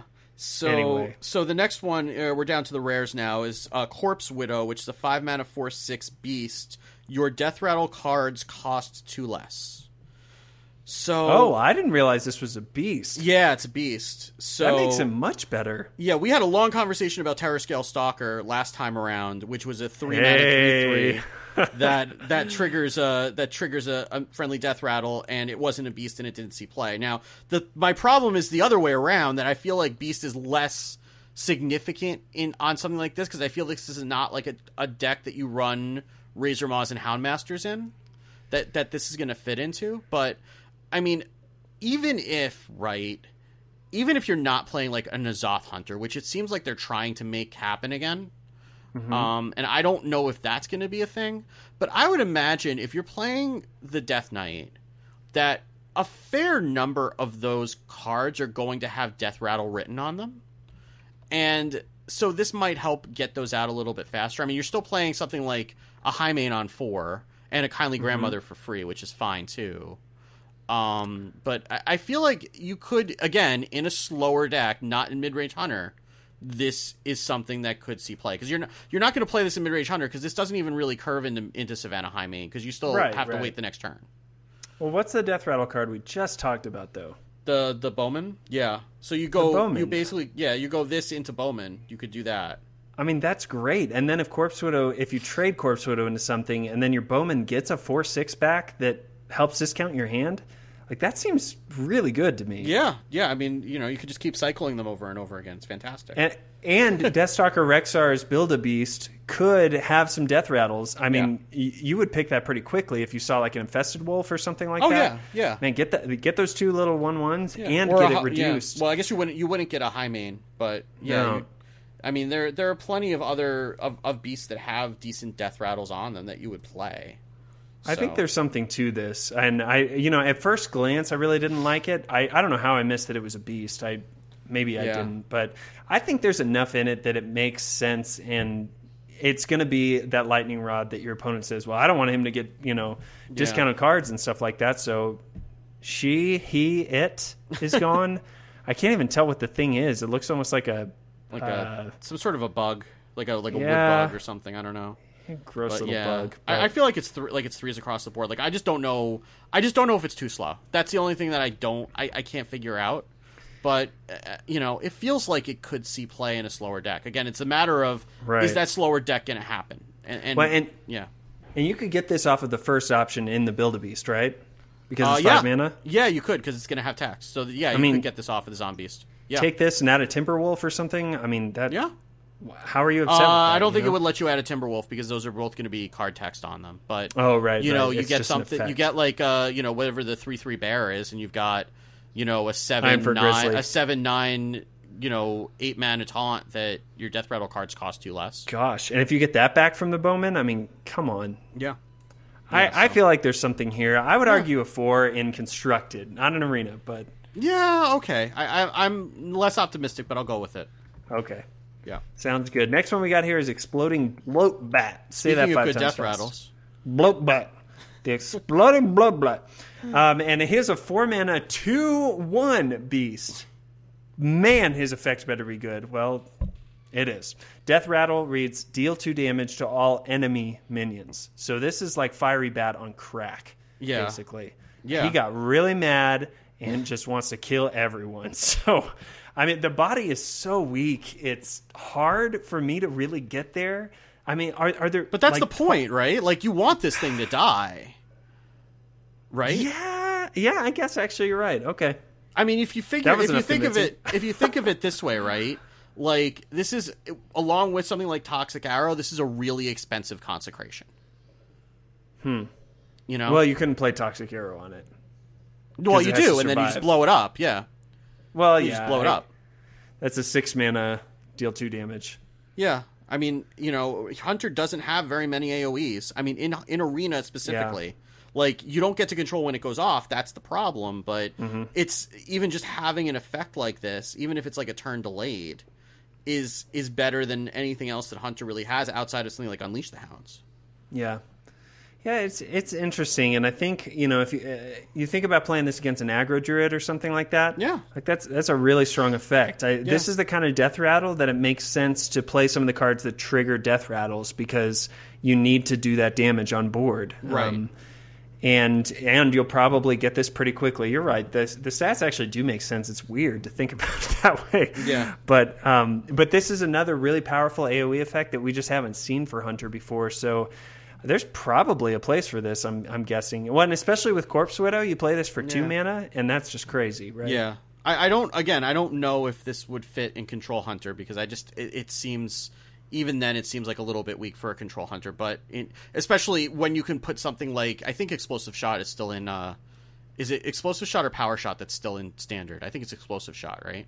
So yes. Explosive Shot is 5 mana to deal 5 damage to a minion and then 2 damage to adjacent minions. Right. So that I'd probably still rather run that in a Control Hunter than this, but in Arena, this is fine. Yeah. Oh, yeah. In Arena, you kind of have to pick it. Yeah. And again, you'll get it from zombies some percentage of the time. Yeah, and that's really good, and then too. It'll have better stats than this. So I'd say it's probably a... Maybe it's... I don't know if I want to say a 2 or a 3. It's a hard one to say. I feel like it's not going to be good enough in Constructed. I mean, the problem is we've never seen a good Control Hunter deck, so it's hard to say what would go in it. But in that case, you I don't have to feel. think I about feel the like card whatever on it its is, it's own. not this though. You Yeah, know? but this card is good. This effect is good. The effect is good. I like- just don't know that the card by itself would be good enough to get run in the deck. I feel like you Yeah. would pick it off of Deathstark or Rexar, but I don't feel like you'd run this card by itself in the deck. That's fair. There's probably other stuff that you would want. So maybe a 2 and a 4? Is Yeah, I that think fair so. to say? I think so. Okay. Yeah. Cool. All right, so the next one is Venom Strike Trap, which is a 2-mana secret. When one of your minions is attacked, summon a 2/3 poisonous cobra. So Pretty good. You know, it's fine. I mean, you need more. You need one more secret to work with Putricide. It mixes things up a little bit. I don't think it's great, but you know, you'll probably get it off of Putricide some percentage of the time. You won't be too upset. I don't know if it actually finds a space in your deck. Maybe it does if you just run one of everything. But yeah, I think it's fine. I think what we're seeing is that Poisonous is a very powerful effect, right? And especially for Yeah. a control-y deck to have enough of those removals. I mean, this is kind of a shadow word whatever you want, right? Yeah, That- but it's one turn delayed is the problem, right? It is. So it's like if they have a War Axe, then I mean, I think that this went off in one of the reveal streams, and Kibler had a weapon, he just killed it. And Right, that's right. that's the risk with it, is that you do give your opponent a chance to deal with it before you can deal with it, and taunts get in the way and things like that. But at least you get it immediately after Yeah. that. You know, if they can't deal with it in some way, you can use it on whatever you want. Right. Yeah. I mean, I think it's fine. I don't think you'd be upset to get it. I don't know if you play it, but you'd probably just play one of everything in the Secret Hunter anyway, so it's fine. When you're probably really excited about this in Arena because it's yeah. it's a removal. So I would probably say 3 and a 4. Yeah, that's fine. If you're okay with that. Yeah, that works for me. Cool. And then remember, we're skipping the next one. Absolutely. So the next one here is a good little boy.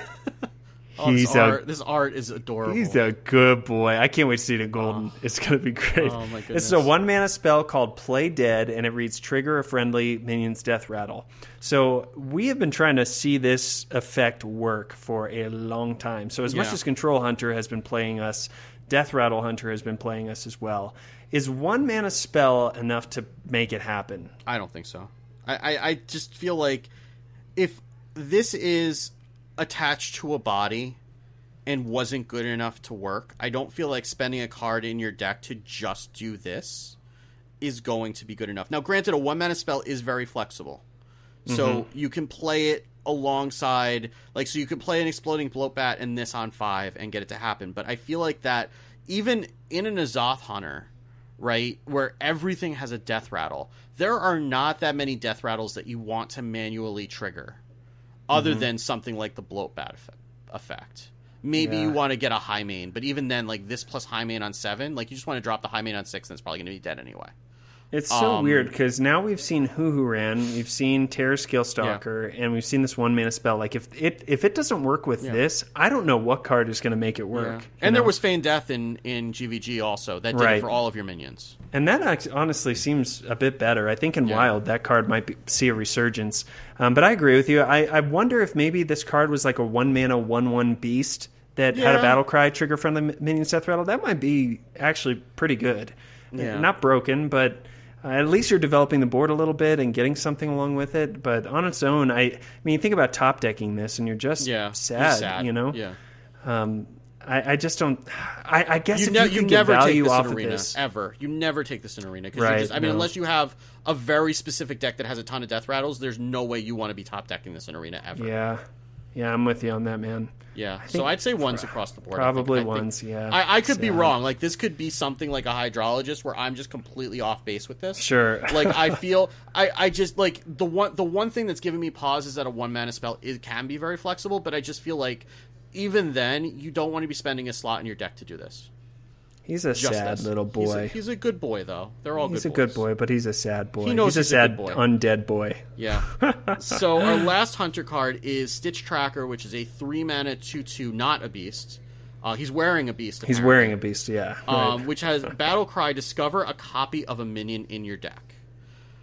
So, again, you have to get yourself out of the mindset of Mid-Range Hunter is the only hunter deck for this. Because in Mid-Range Hunter, this is awful. In Secret Hunter, where it is imperative that you get Cloaked Huntress or Professor Putricide on time, and that's a deck that really doesn't run a lot of other minions other than those and Secret Keepers. Other than like top end bombs, obviously. Like, I think that this is a really, really powerful effect on the level of Shadow Visions for Priest. I think you have to be playing a spell heavy hunter deck, but that's the definition of Secret Hunter. And those minions, you really need them to work to get the deck to start going. So I think for that reason, and also getting an extra copy of them, like getting an extra Professor Putricide, is pretty freaking powerful, I think. Yeah, and it's any minion, it's worth saying. You know, I heard Grant on Velen's Chosen comparing this to Cabal Courier.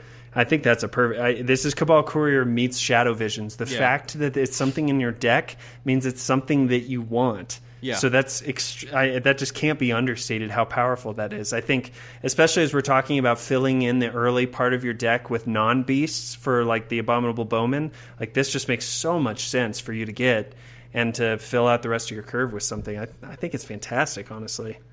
Yeah, like I slept on Shadow Visions, and I'm not sleeping on this. I think that in the right deck, this is very powerful. This does not go in mid-range Hunter. This does not go in face Hunter. But in a spell-heavy deck that only has certain minions that make the deck work, I think this is really powerful. So I'd give this a 4 in Constructed, and I think I would even go so far as to say a 4 in Arena. Like, I think you're fine if you have some top end in your Arena deck and you just want another one. I think this is fine. Now, Steve, you said you weren't sleeping on Shadow Visions again. Yeah. You really going to give this a 4? As opposed to a 5? Yes. I honestly, like, discovering something from your deck, if it was Discover a Beast, I feel like that's a 4. But discovering anything from your deck... So our ratings are not how much it's going to be played, but how important it is to the deck that wants it, right? Yeah. So based on that, the Secret Hunter wants this card really badly. I feel don't like think you does. build Secret Hunter without this card. So yes, I'll give it a 5 in that case. Yeah, I will go there. I will go there. And in Arena, I know that you don't know exactly what you're going to draft, but if you have any powerful minions, and the fact that you can fill out your curve, even if you didn't have the best draft, this card might actually help you get there. Yeah. With the one, the 4 mana card that you only got one of or something like that. I feel like it's but I think the problem with this in Arena specifically is that dropping an understated minion on 3 is really bad, especially for Hunter. Okay, all right, that's a really good point. Yeah. 4 there. Yeah. You got me. Okay. So that's Hunter. So where are we going next? We're going to Rogue next? Next we're in Rogue. Man, the class that needs a new identity, Steve. Is Knights of the Frozen Throne going to do it?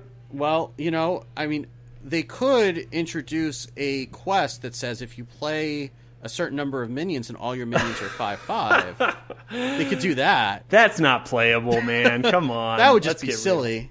This one's mine. So the Death Knight for Valera. We got Valera the Hollow. 9 mana, and it reads Battle Cry, gain stealth until your next turn, which is pretty... I don't know how we didn't see that coming. That's such a roguey effect, So they were the way they explained it is that your hero will not be targetable unless there's something like the Hunter Hero Power or Mind Blast that just automatically attacks your hero. Those will trigger, and you might die that way, but... Other than that, minions and spells cannot target Valera for that next turn, which is pretty good. Her hero power takes some explaining because it is a passive hero power. That means it doesn't cost any mana. You've seen some of these in like some of the adventures and stuff. It's just an ongoing effect for her, and it reads, during your turn, add a shadow reflection to your hand. And what shadow reflection does is it will copy whatever the first card is that you play that turn, and it will last for that turn. Is that accurate? Did I say that right?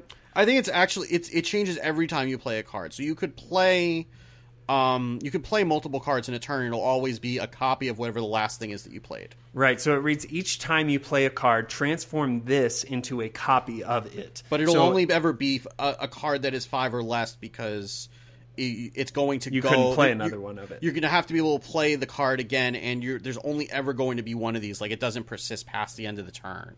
Right.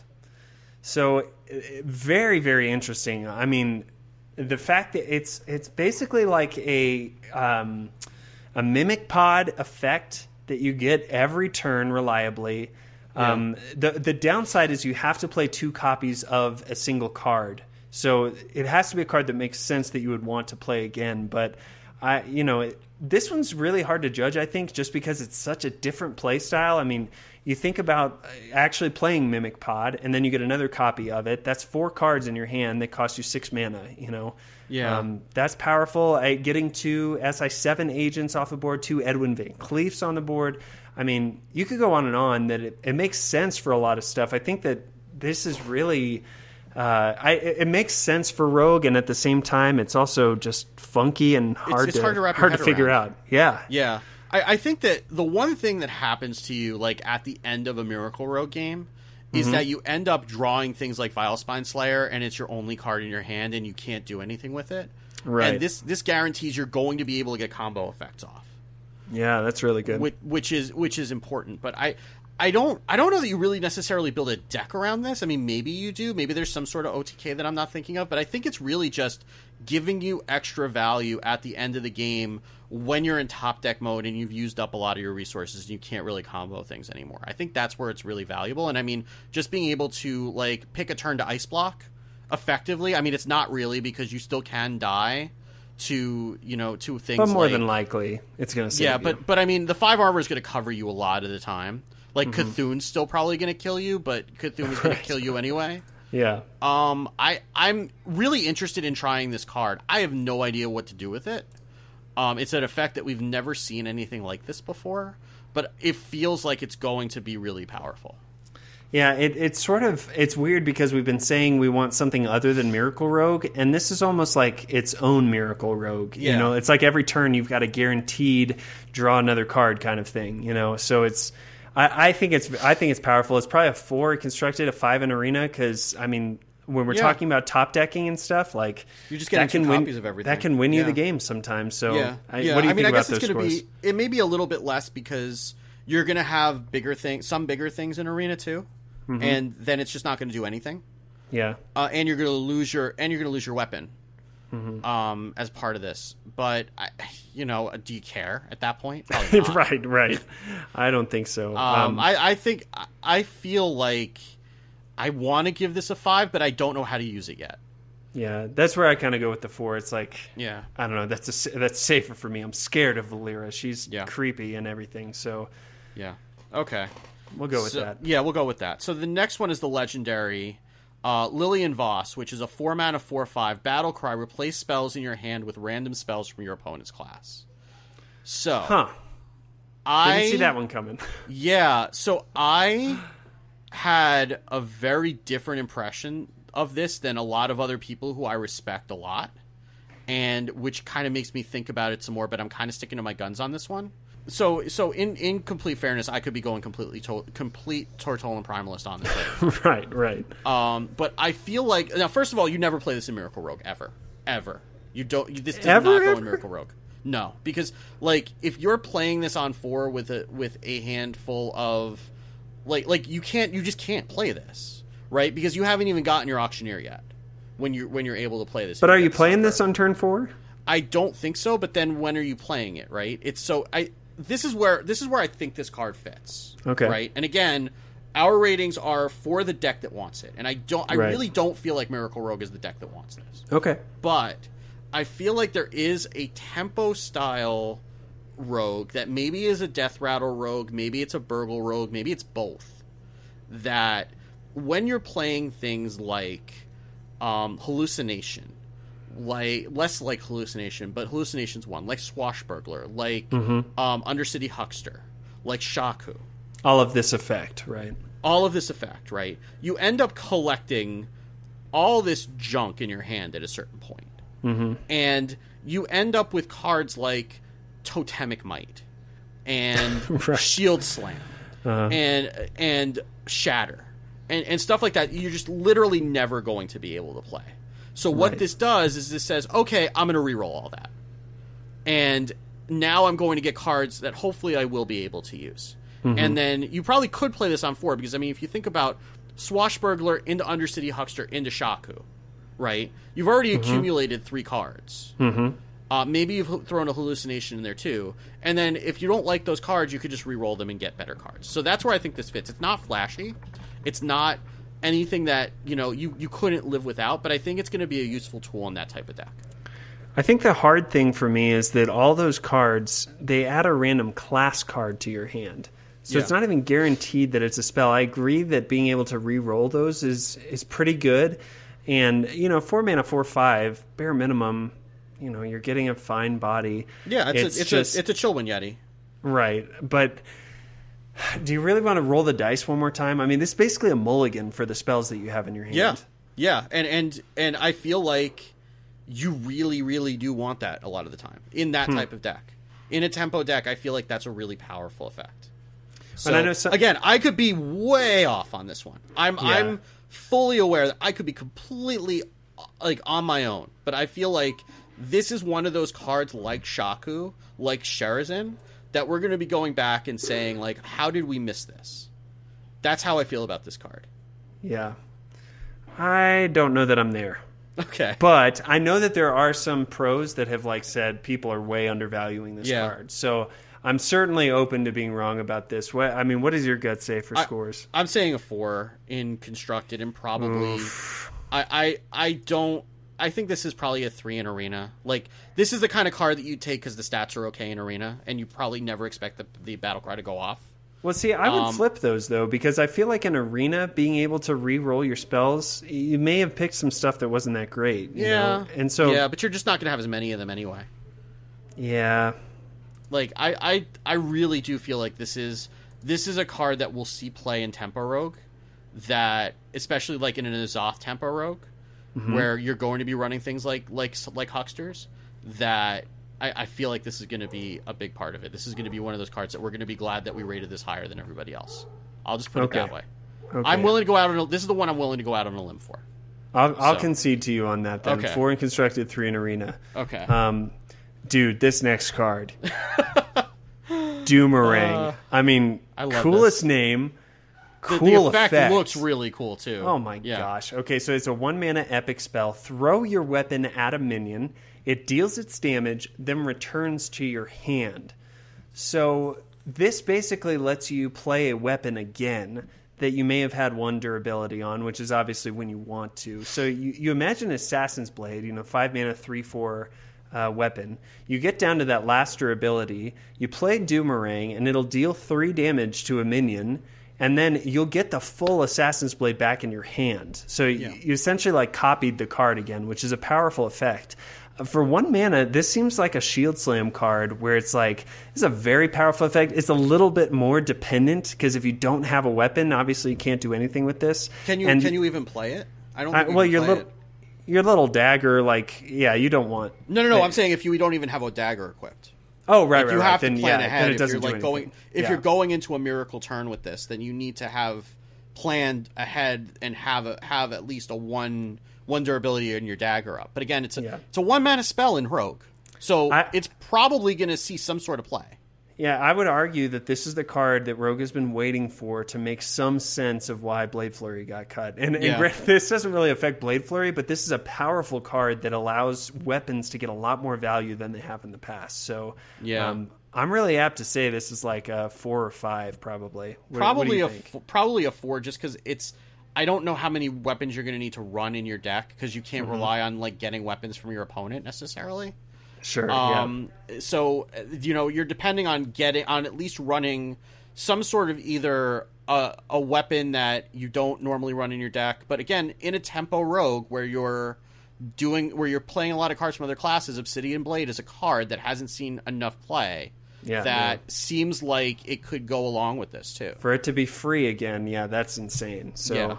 Yeah, I'll go 4 in Constructed, maybe 3 in Arena. Probably 2 in Arena, because you're basically pay 1 mana, do 1 damage. You could do better than that in Arena most of the time. But you're probably going to get a weapon or 2. But how many weapons are you going to get though? Right? That's the thing. If you don't have a weapon, then what you're saying is most of the time, right? This is play 1 mana, do 1 damage, and then play your weapon again. Yeah. So in Arena, I don't think you can rely on that enough. Yeah, that's fair. All right, we'll say 2 in Arena then. That's good. Yeah. So this is another one that just got announced after the reveal stream was over, which is Spectral Pillager, a 6 mana 5/5 combo, deal damage equal to the number of other cards you've played this turn. Crazy. I have no idea what to do with this thing. Like, it's weird. I feel like Biteweed is kind of the analogous card here. 6 mana is a lot to pull off as a combo, to have gotten a whole bunch of other cards played. Like, if you're just doing 1 damage, this is not worth it, right? Like, if this is a 6 mana Elven Archer, like, don't waste my time. Right. Like what, I don't know what you have to get, and though again you could play this for lethal too, but I mean you're gonna have a really hard time comboing out a 6 mana minion at the end of a chain. Like, I have enough trouble getting Edwin out at the end of a miracle turn, and I don't know that I'd be able to swing getting more than like 2 damage, maybe 3 off of a Spectral Pillager. You know what I mean? Like, but six mana is a lot to spend at the end of that chain. Yeah, but then that 6 mana 5/5 deal 3 damage, it's almost a fire elemental. That's right? true. That's true. But how often are you going to get 3 damage off of it? I don't feel like it's going to be that much. I feel like a lot of times you're going to be top decking this, and it's just going to be a 6 mana 5/5. I mean, how many times are you top decking though in a rogue deck? Yeah. Well, I mean, but you know, how many times do you just play like coin Vilespine Slayer, and that's it, and that's your turn? I think that this is a potentially powerful effect. I am timid with this because of Biteweed, because like that looked cool on the outside, but the fact that you've got a guaranteed 5/5 body, that's formidable on its own, you know. And if you can deal even 1 or 2 damage, I feel like that's pretty good. Like, this isn't an outstanding card. It doesn't seem that way, at least. But I think that rogues love playing a ton of cards all at once, you know. And if you've developed your hand to a good point, you should be able to prep an Eviscerate and then get another 3 damage out, or, you know, something along those lines. I mean, I feel like even like Elise is kind of on the expensive side that saw play in Rogue sometimes, and that's a 5 mana 5/5. So I don't know. I feel like I'm not expecting much out of this card. I feel like this is I'll probably go 3 in constructed, just because I think there's potential, but it's probably not. I'm certainly not saying that it's reliable. You know, I want to give it a 2, but I'll go up to a 3 with you on that. And probably it's probably a 3 in arena. It's probably a 3 in arena. Just you think it's so? Okay. Yeah, it's an okay body. Yeah, you're probably. I mean, there are a lot of other good rogue epics that you're probably going to want to pick over this, but you might also get offered like Blubber Baron next to it, and then you'll be, right. You know. Oh, I forgot that was a card. I know. I got too many. I got a whole bunch of those when I opened up my Gadget Sam packs, because of course I did. You know, no joke, right after that release came out, I played an arena run and had like 4 Blubber Barons in a deck. Oh my god! And it was like, I probably had like 10 or 15 battle cries. I seriously got some value out of those. Yeah. I think I went like 6 wins or something. It's okay. I don't know, that went a lot better than every arena run where I've had a Blubber Baron. I'll tell you that much. That's fair. So 3s across the board on that one. All right. Next here is Roll the Bones, which is kind of cool. I have a name, I guess. I don't know. It's 2 mana. It's draw a card, and if that card has Death Rattle, you cast it again. So this could be unlimited draw effects, depending on Death Rattle. Rogues like Death Rattle. Jade Rogue has a few Death Rattles in there.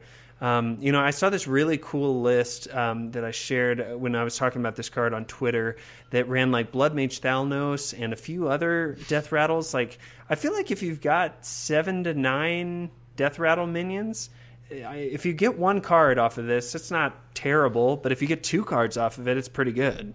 Yeah. Okay. So I have a lot of experience with a card called Wrathion.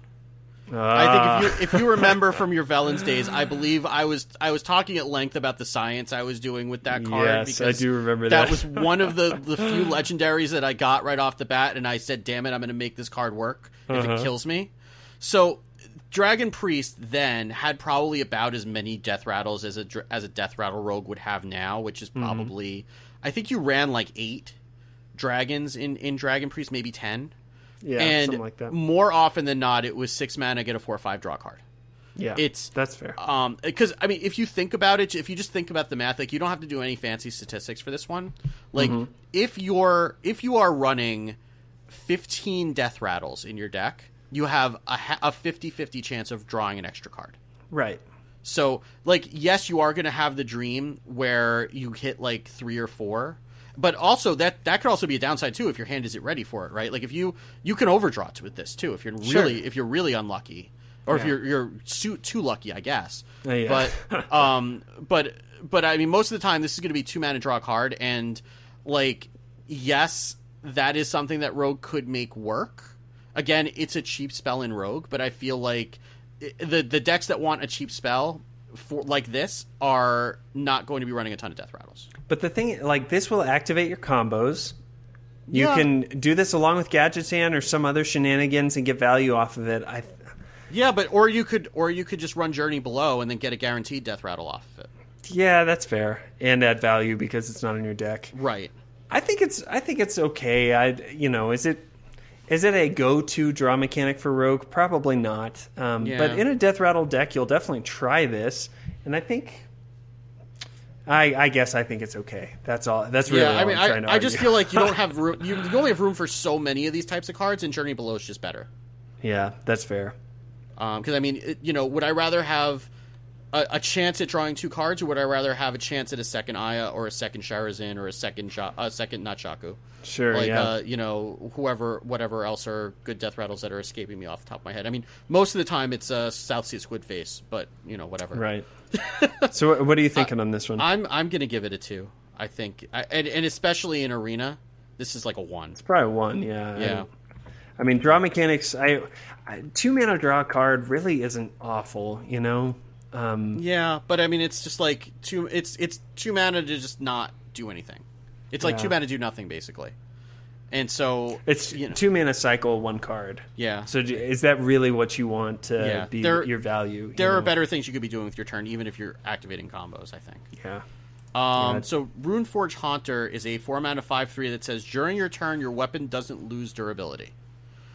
Whoa. So, you need weapons that you care about in order for this thing to work, which means you need to be playing either extra weapons in your deck like Obsidian Shard or some of the other new weapons that they've come out with, or you need to be playing things like Leeching Poison or Envenom Weapon or Deadly Poison. Sure. Are those weapons worth it? They haven't been up to this point. There are clearly some effects that are trying to make that worth it, but I don't know if it's good enough. I want it to be, but like, if you're just running your dagger, there's no point, right? Like, you don't care. Right. You can just make another one. And I feel like in the archetype they're trying to create here, it's a very weapon-centric. There are 2 kind of ideas here. There's weapon-centric, and there's Death Rattle-centric. Yeah. And with the right weapons, this is a great card. I mean, even a 3/2 that you get you think about this, you get a guaranteed extra durability off of it, and your opponent has to deal with it, And granted, if they deal with this with like a lightning shock or whatever that lightning bolt, sorry, yeah, any deal 3 damage, spell or something like that. Okay, that's not great that happened, but they can't use that on your other stuff, Yeah. And I think it's a fine card. Will it have a place? It's just really hard to tell, but I think it's certainly a powerful effect and an okay body. So and Rogue isn't like overflowing with 4 drops other than Charizard. So I mean, there's a spot that Tomb Pillager vacated that this could potentially fill, maybe. Yeah, that's a good point. I'll give it a 3 across the board. Yeah, I mean, the stats are okay for Arena too. I want to say it's a little bit better, and if like the card we talked next, if that becomes playable, this will see quite a bit more. And so the next card is Shadow Blade, and this is the weapon that we saw for Rogue. This is 3 mana, 3 attack, 2 durability, and it reads Battle Cry. Your hero is immune this turn. So it's like a little mini Gladiator's Longbow kind of. The one turn that you play it, if you attack, your hero won't take any damage, which is pretty good. Yeah, I mean, it's worth mentioning you can't just equip this and then get it the first time you swing it. It has to be that turn. That said, like, Paladin has been running Rallying Blade for a reason, which again is a 3 mana 3/2. And Hunter's been doing Eaglehorn Bow even without secrets. So, but I mean, and that's true. That's been true for a long time. Right. Like recently, like Paladin has a good weapon in True Silver Champion, and they've still been running Rallying Blade because there are enough significant threats that come down on turn 3 that need to be answered, like Vicious Fledgling, like Murloc Warleader, right? You know, like they're, you know, like even like Kirin Mage to some extent. And this is a way to deal with it, and you can remove it without taking damage. I think this is really, really powerful. Yeah. I think this is probably one of the sleeper cards of the set. When the more that I like, and I really kind of underestimated it at first, and then the more I think about it, it's like, well, yeah, duh, Rallying Blade gets run all the time because of that, specifically because of that. So being able to counter those really strong 3-drops, I think, is really critical. And not taking damage from that 3-drop specifically, and then you can just go face with it or Doomerang it the next turn. So I think this is probably one of the best cards that Rogue's getting. Right. Well, with Doomerang, I mean, this card is crazy, right? Yeah, I mean, just the unlimited value that you can get off, or not unlimited, but getting this even one more time back into your hand, man, that's so good. Yeah. And my buddy Ben Besler has been waiting for Control Rogue, and this is definitely a tool to push that forward. I don't know. I don't know if this is going to bring in Control Rogue, but this is definitely something that. Card. This is a card that lets you deal with that early game threat that needs to be removed or else without having to spend an Eviscerate on it. I think we're in agreement. Is this a 5 in Arena? I'm willing to go 5. I'm willing to go 5 for both. Honestly. You think 5 in Constructed too? I think this is going to be one of the cards of the set. I think this is going to see play. This is I again, I could be wrong. I'm not a Rogue expert, but this feels like the first Rogue weapon that's actually going to see play. It's very exciting. Cool. What's next? So next is a significantly less interesting card. Plague Scientist, which is a 3-mana 2/3 combo. Give a friendly minion poisonous. I think this is fine for Arena. I don't see you ever playing this in Constructed. There are just better things that you want to do with your time.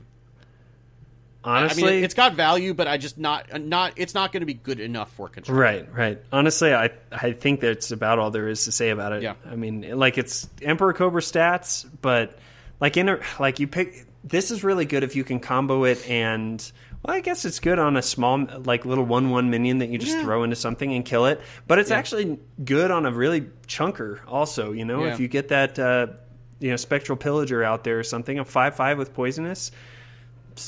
Could be really good, I guess. I don't know.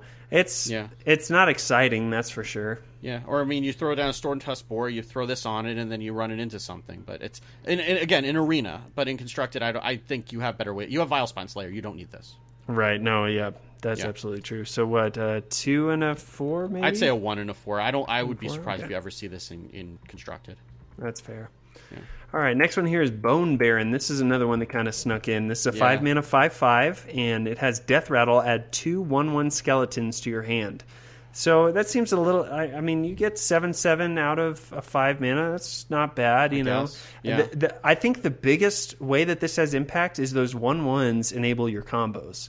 Right. And that's granted, obviously how you use that. Yeah. The 1/1s on their own don't really do much. I mean, other than maybe a Cold Blood you could play on them or something like that. Yeah. They don't have an impact, but they do let you get combos. So for a Death Rattle Rogue, maybe one of, but I don't know. I think there's just better cards. Maybe. I think you'll take this off a Journey Below sometimes. Sure. I don't see you playing this in Constructed, at least, because I mean, if you really need that effect, Igneous Elemental would do that, and nobody plays Igneous Elemental. Yeah, that's fair. So except for in Quest Rogue. Oh, wait. But Quest Rogue's dead, and we don't speak of it ever again. That's right. So I mean, since Quest Rogue went away, like in Miracle, you just never do that. You would play things like the Razor Petals instead. Mm-hmm. So I think this is a card you take off of Journey Below sometimes, but I don't think you ever run this in your deck. Yeah. Maybe in Arena you would. Pretty good. I think it's pretty good in Arena. It's decent stats for Arena, but not for Constructed. 2 and 4? And it's a common, too, so, 2 and 4 probably, yeah. Okay. Cool. And then we have Leeching Poison, which is a 2-mana spell that says give your weapon lifesteal. So, again, if you're running Shadowblade and you're running Obsidian Shard, then maybe this is something that you might throw into that kind of a deck to enable combos and to give yourself a little bit of survivability. And I think it's the really high durability weapons that you want this on. Assassin's Blade, like with lifesteal, that's great all of a sudden, Yeah, but Assassin's Blade is still so expensive, though. It is, but I think, and that's where I really struggle with this. I feel like 2 mana is just right above too much, Yeah. Like, if it was at 1, maybe it'd be overpowered. But I feel like at 2, it's like, okay, you play Assassin's Blade for 5 and then Leeching Poison for 2. It's like, man, that's a lot of mana. Yeah, I mean, I guess the one thing is that Doomerang reads differently than Blade Flurry, in which it says instead of Blade Flurry dealing the damage, it says the weapon deals the damage. Mm-hmm. So that was the thing that we thought was going to work within Venom Weapon, right? Which is that you would Blade Flurry and then kill the board, and it doesn't work that way. But it sounds like Doomerang does work that way. Yeah. So in that case, if you're going to be running Doomerang, you're going to be running a weapon that has more than one attack. Maybe this is worth it. You're starting to run out of room in the deck. Is what's happening. Yeah, that's fair.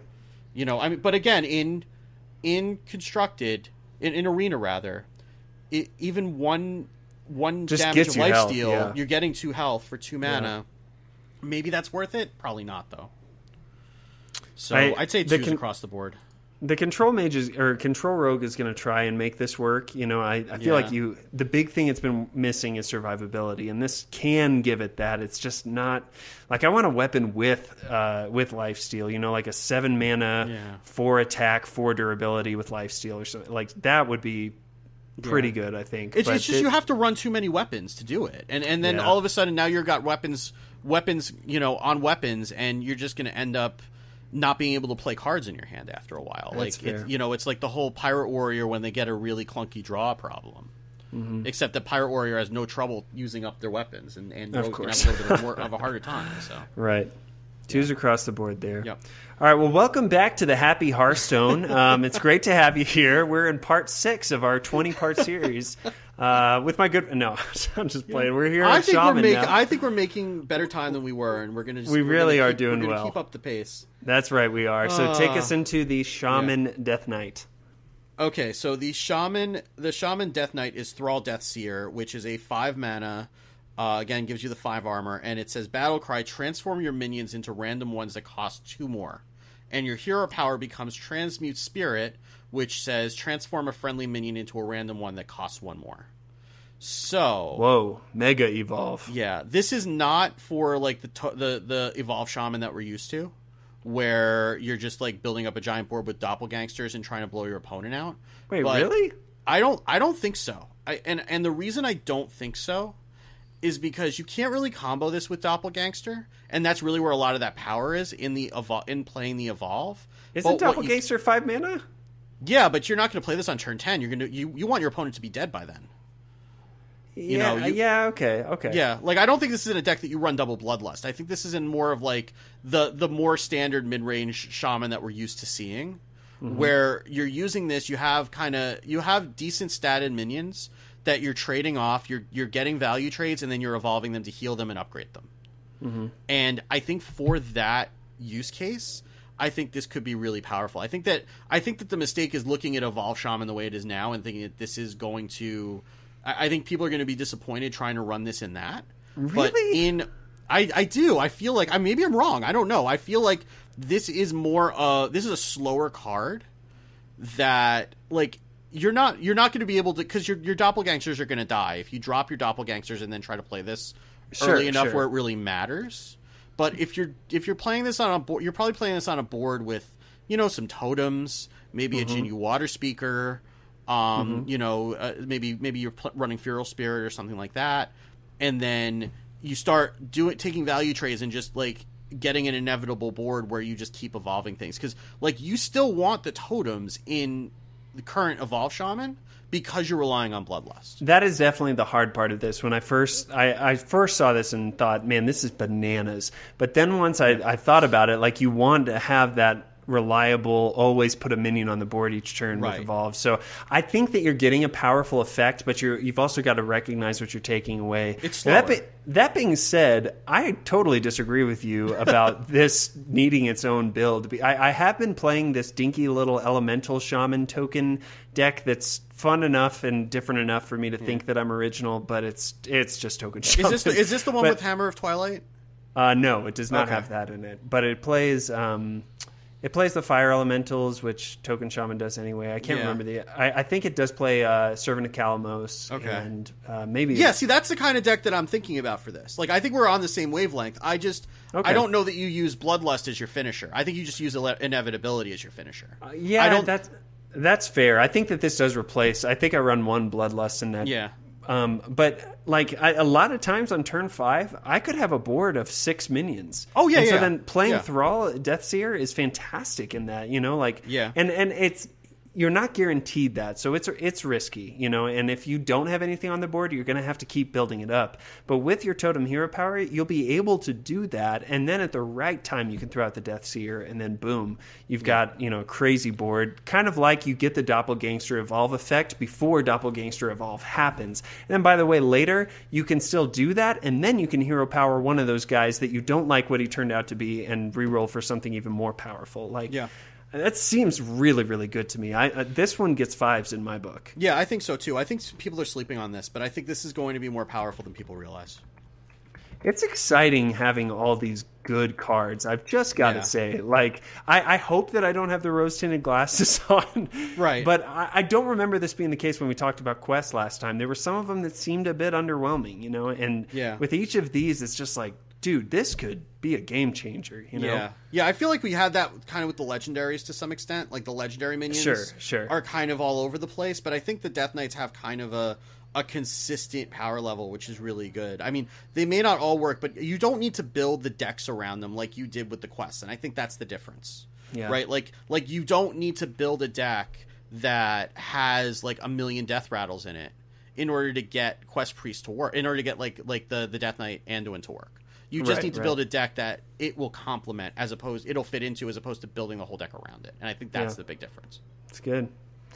Well, cool. The legendary minion for Shaman is Murabi, which is fun to say. Go ahead and say it with me, Murabi. It's a 6-mana 4/4. Whenever another minion is frozen, add a copy of it to your hand. So if you've seen the video where this is revealed, and that is a potentially extremely powerful effect. The question is, can you justify a 4/4 body for 6? Like this is I can't even remember the name of the minion again, who legendary would add +1/+1 to everything in your the deck. Mistcaller. The Mistcaller, yeah. So that was the same stat line, and that had a later effect on the game. I think that's why that never really saw play, right? With this, it can have a more immediate. In fact, you can combo this with some pieces to guarantee 1 or 2 things, and we'll see. Like Shaman got a ton of freeze effects through this set, so they're obviously trying to push and create this new thing. But I don't know. I feel like this is sort of a trap where it's really powerful, but I just don't think it's reliable enough that he can get killed very easily the next turn by just about anything your opponent has, and then you're just crying yourself to sleep because that was your whole game plan. Yeah, I mean, you can maybe get 1 minion out of this. And I think that's what you would expect. Like, you can probably... Like, there are 2 mana freeze effects that you can reliably get off with this on turn 8. But, like, it seems like it's going to be tough. And I just don't know, like, I know they're trying to make Free Shaman a thing, and we'll talk about the rest of the cards. I just don't know if Free Shaman's there yet. I think this feels like a card that could become powerful, like, a set or 2 later. This could become a card that gets really powerful. I just don't know that there's enough support yet to be able to make this a thing. Yeah. And in Arena, forget it. Yeah, no. 3 in Constructed, 1 in Arena. Yeah. You never pick this in Arena. This is because you're maybe even a 0 in Arena. Honestly. Yeah. Well, I don't think we go down to 0. Okay. I give that to that secret card in Mage, but but I just like a 6 mana 4/4. You never want that, and you never expect that ability to go off. No, that's fair. So speaking of 2 mana freeze effects, Cryostasis, 2 mana spell, give a minion +3/+3 and freeze it. Weird. So I have no idea what to do with this card. I really don't. I just like. I think you're in good company. Because I mean, maybe if you have taunts, that's the only thing I can think of. Like, obviously, if you have Murabi on board, then yes, this works. If you're trying to freeze something so you can break it with an icebreaker that we'll talk about, yes, that works. I think in general, the only time that you'd really want to do this on your own minion is like you don't want to use Icebreaker because you don't want to take 3 extra damage to kill it. I think that the only time you do this, if you have a big taunt on board, you need to make it bigger, and you don't care if it can't attack. But, or maybe one of your minions is already frozen. It's a 2 mana +3/+3, but how often is that going to happen? I mean, unless you're freezing it yourself, then you're still freezing it an extra turn. Yeah. So I don't. I just don't know where you would use this. This feels like a card that is in some sort of a combo deck that Rage is going to figure out, but I don't see where this fits right now.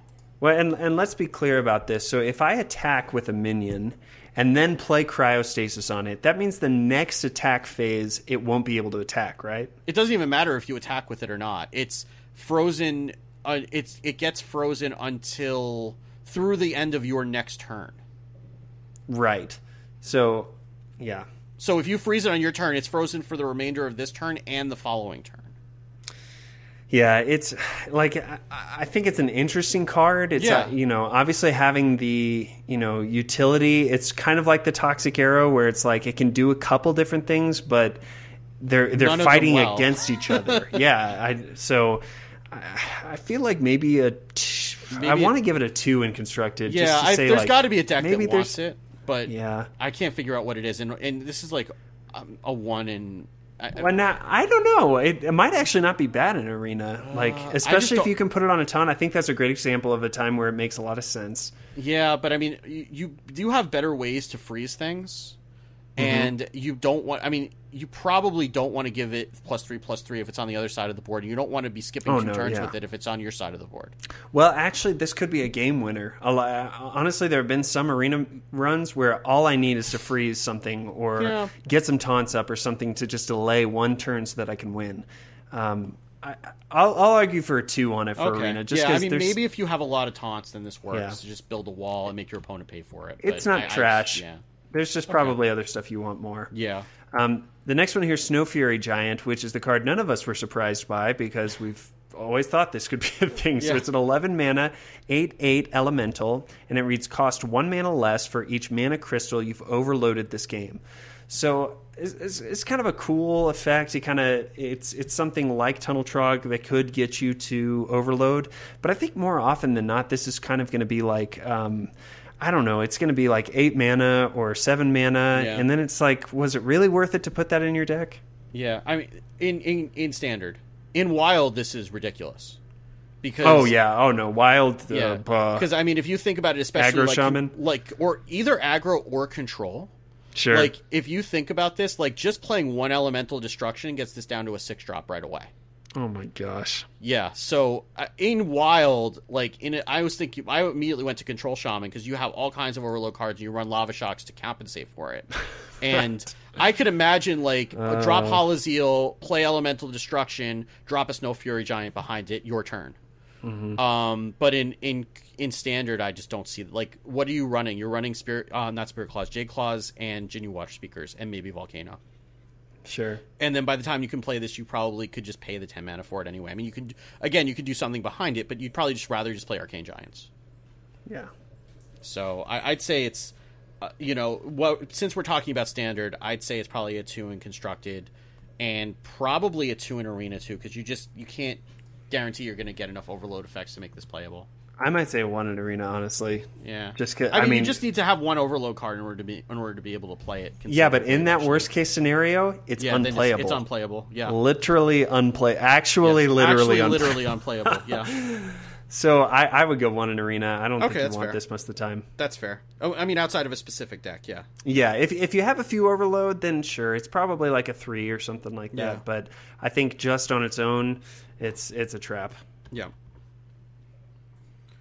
All right. Take us to Icebreaker, Steve. It's my turn. Okay, so Icebreaker is a 3 mana 1/3 weapon. Destroy any frozen minion damaged by this. So there are now enough freeze effects. This came out early, and we're like, what the hell is this? And there are enough freeze effects. I think every other card that we're going to talk about, almost every other card that we're going to talk about has the word freeze on it. Mm-hmm. So there's enough cards that make this active, that makes it able to activate this card. And Shaman, if you're playing a card like this, probably has enough healing to be able to heal back up from it. Like, the reason that something like Venom Weapon doesn't happen is because all the damage to Rogue, for the most part, is permanent. Right. And Shaman has things like Jinyu Water Speaker and Hot Spring Guardian and things like that to help it heal up after the fact, plus Halazeal. Mm-hmm. So, and Kalamos, for that matter, too. So you probably could heal up from it. I mean... you already have Hex and Devolve, and a lot of those are just better and more reliable. A lot of the time, yeah. I mean, that's the bottom line for me because you don't need to be able to activate it. So in a certain kind of deck, I think it could work. Again, I think we need a little bit more support before this is going to be is really going to be viable.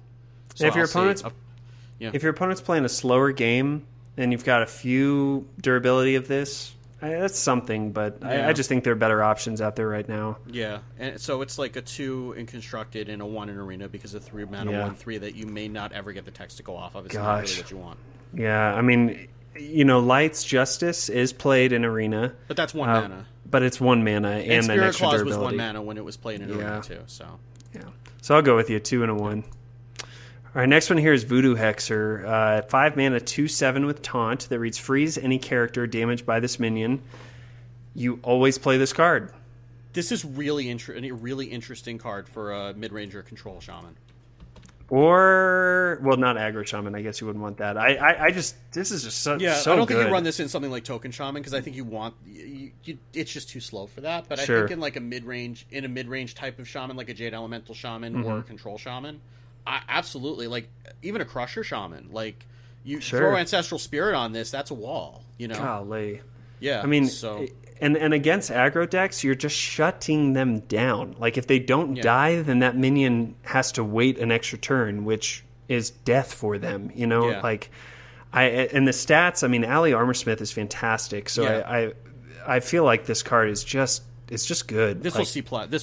Yeah. I mean, Ali Armorsmith taught us what a when the meta is hospitable to it, because Ali Armorsmith took a little while to get going. It wasn't, in the Gadget Stand meta, it just wasn't able to be played. But in a meta where you have enough support for it, like a 2/7 where bad things happen when things trade into it, like that's a good card. Absolutely. So I just worth mentioning, because, and this will come up with another card that we're going to talk about too.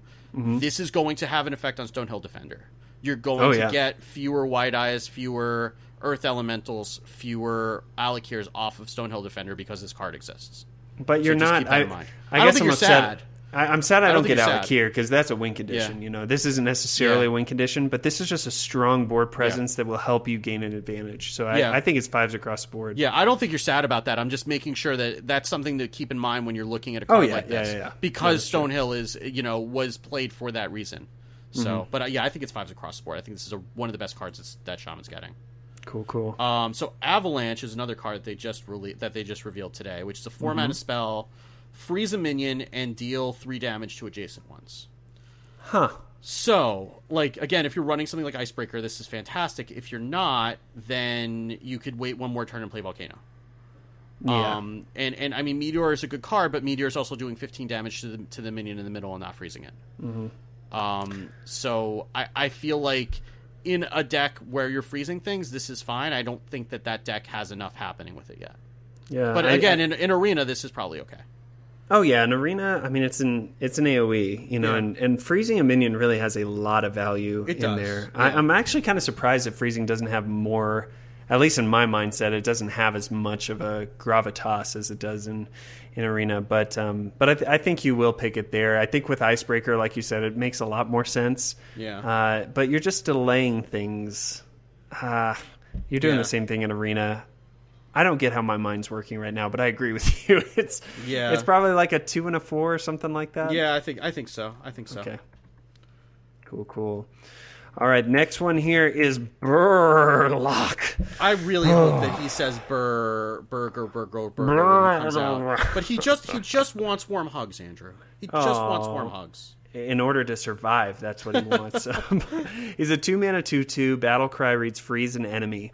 And he's Murloc, obviously. Yeah. So it's fine. This is fine. Hydrologist was fine. Yeah. This is a little bit more expensive Glacial Shard with 1 health extra. But in a Murloc deck, certainly, this is pretty good. And even outside of that, I mean, Hydrologist showed us that you don't have to be really flashy to have a lot of utility. I mean, the difference for this is that you don't see Glacial Shard in every deck, So... Yeah.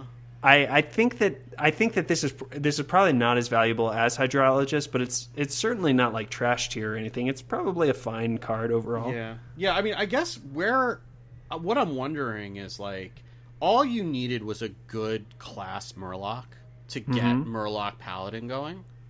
I wonder if this is good enough to make Murloc Shaman get going, because you have all the rest of the stuff, right? Like you have the, not necessarily the Chum, but the Chum doesn't get played in every deck. I guess it's really the Vilespine or the Vilefin rather, the Vilefin Inquisitor that really makes that happen. Yeah, I agree. You just keep pooping out the Murloc. So now I'm kind of talking myself out of it. But even so, this is still a fine utility card. I think that in a slower Shaman deck, I think you might see this play. I'm not 100% sold on it, but even just 2/2 freeze an enemy is okay. Here's the really good scenario for this. If your opponent has one minion on the board, you can play the Burlock and freeze that minion. And I don't know, I guess they don't do anything that next turn, which that's not good. You play the War Leader next turn, and then you've got initiative, where if they played like another 2/2 or something, you can trade in, and then you've got an advantage. That does seem like a dream scenario, though, so I don't know. I would say 3s across the board, probably. Yeah, I think so. I think it's a fair card. I don't know. I want it to see play. I'm not sure that it's going to, but this feels like a Hydrologist type card to me. I had a lot of fun with Quest Shaman when I played it, like that. Who knows? This deck is. Oh God, I hope that deck's not good, because that's gonna make me so sad. Fun. It's so fun. No, not on the other end of it. It's not fun on the other end of it. We'll see. We'll talk about one more card a little bit later. But okay. First, take us to this other Stonehill Defender. Yeah. So Drakari Defender is a 3-mana 2/8 taunt with Overload 3. Whoa. Remember what I said about Stonehill getting nerfed before, and Voodoo Hexer wasn't a nerf? This is a nerf. This is absolutely a nerf to Stonehill Yeah, I think Defender. so. Which is a good thing, because in Shaman it's crazy. Yeah, and it's fine. I think it's fair for them to nerf it this way. I kind of wish they had nerfed Tuskar Totemic that way back in the day. But, right. But I don't see how you ever play this card. I mean, Feral Spirits is just better most of the time. Yeah. You don't want to overload.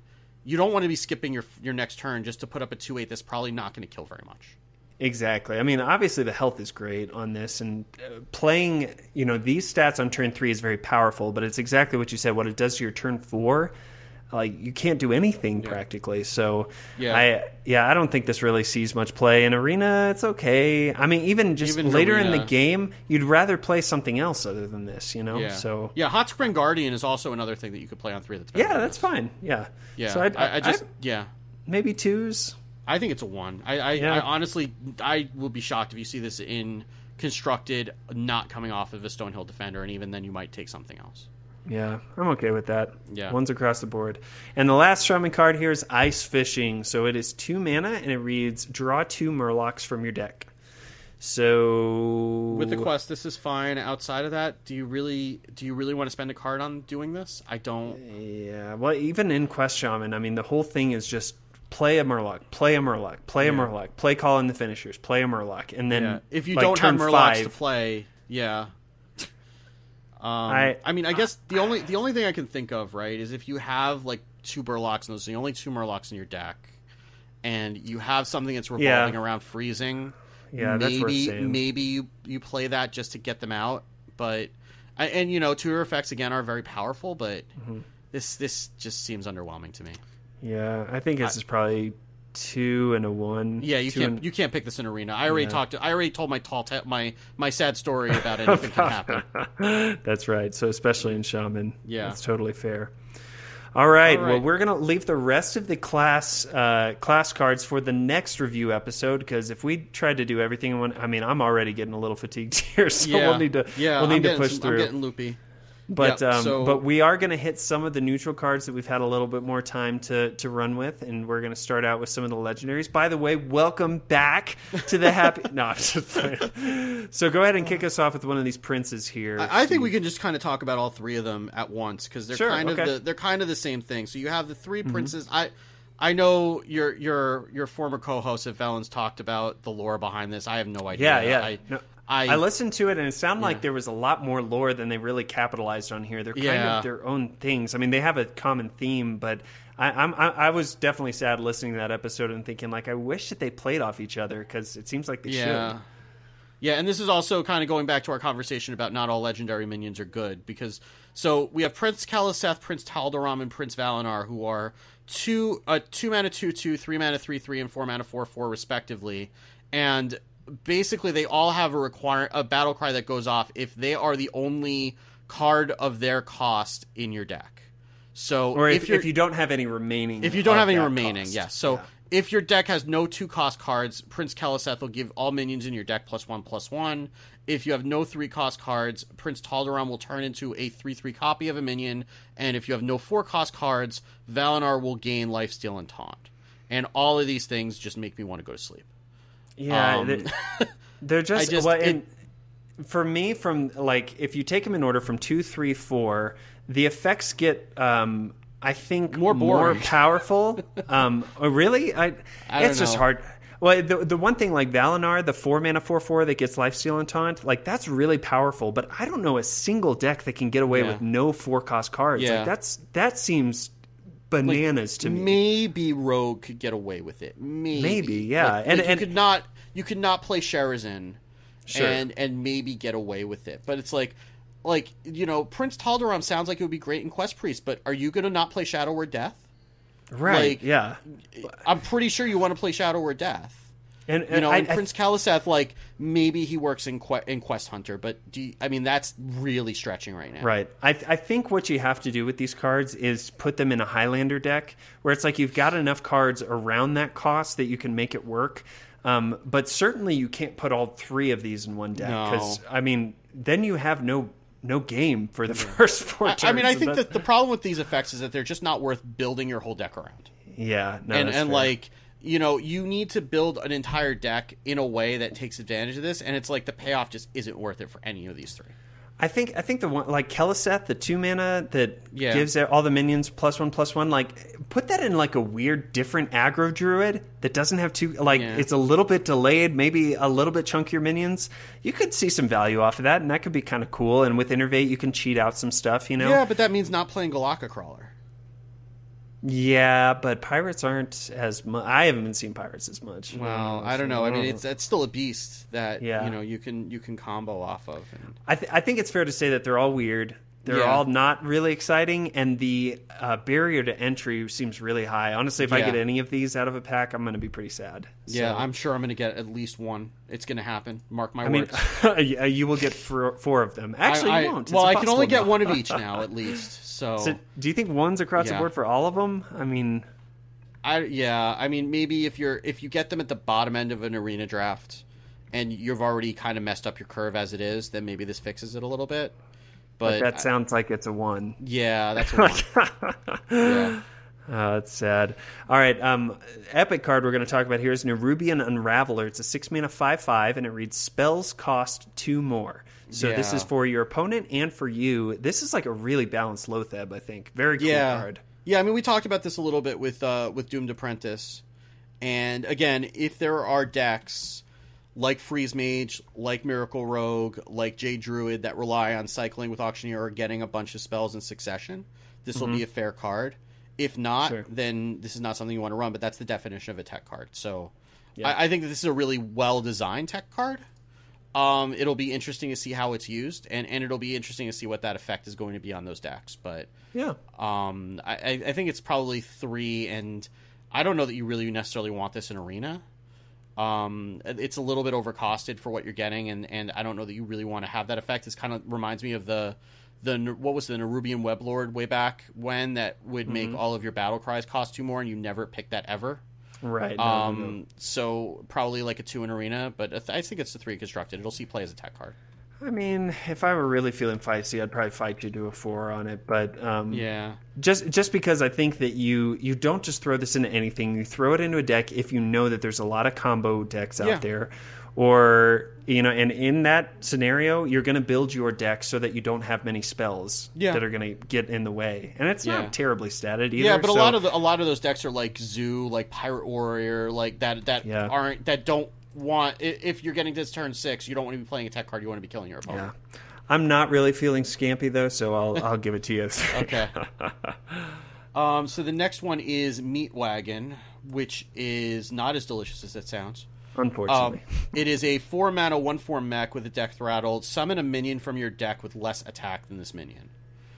So if you can buff it, that's great. You're probably never going to buff it. So what you're going to get is you're going to get a Doomsayer, you're going to get a Totem. And is it worth pulling one of those out of your deck, probably not the Doomsayer when you can't control when it dies. Maybe if you really want to get a special totem out of your deck, maybe that's worth it. But I just feel like there are better ways to do that. Yeah, there are some higher value cards. You could get like a Manatide Totem or a or Primal Fin. Any of the eggs. Yeah, stupid Primal Fin. What's the 03 that gives you 5/5? The egg.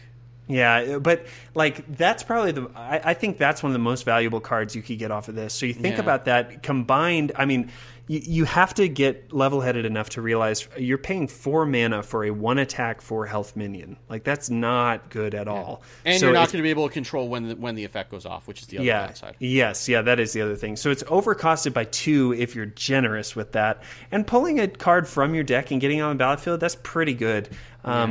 I don't think it's powerful enough. It's a cool effect, and I'm really excited. I was excited to see Jackie Chan reveal this because he's exactly the kind of guy to make he'll this find card a way to work, make it work. So I think it'll be interesting, but not very powerful, unfortunately. So I would maybe venture for 2s. Yeah. 2, maybe actually 1 in arena. I think it's 1. I think it's 1s across the board. I feel like it's going to be a really weird deck that I don't think is going to be super powerful. It's going to make this work. I'll go with 1s with you. Yeah. All right, next one is Corpse Taker. This is Cray.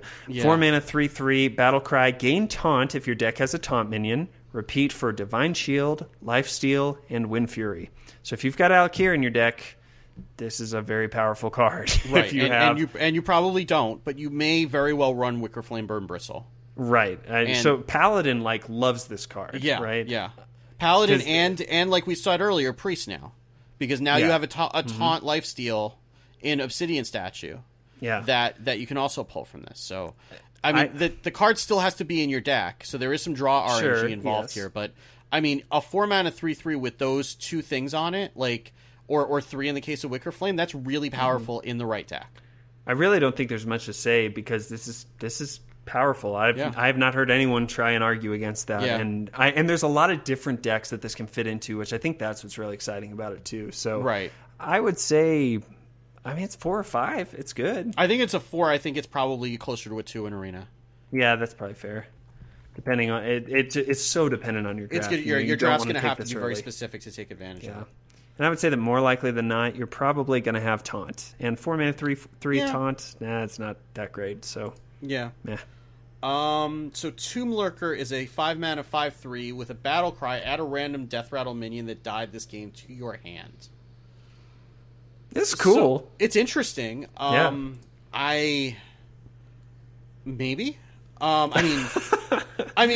you think about Rogue, right? Well, you could get a second Aya, or even just getting another Jade Swarmer is fine, right? That's all you want is you're just trying. I mean, you play Shadowcaster, which is a 5 mana 4/4 to do exactly that. The thing is with Shadowcaster, you can target it. Yeah. This you're getting a random one, and if you're playing things like Journey Below, you might end up getting your buddy's Southsea Squidface. Yeah, right. But even then, right?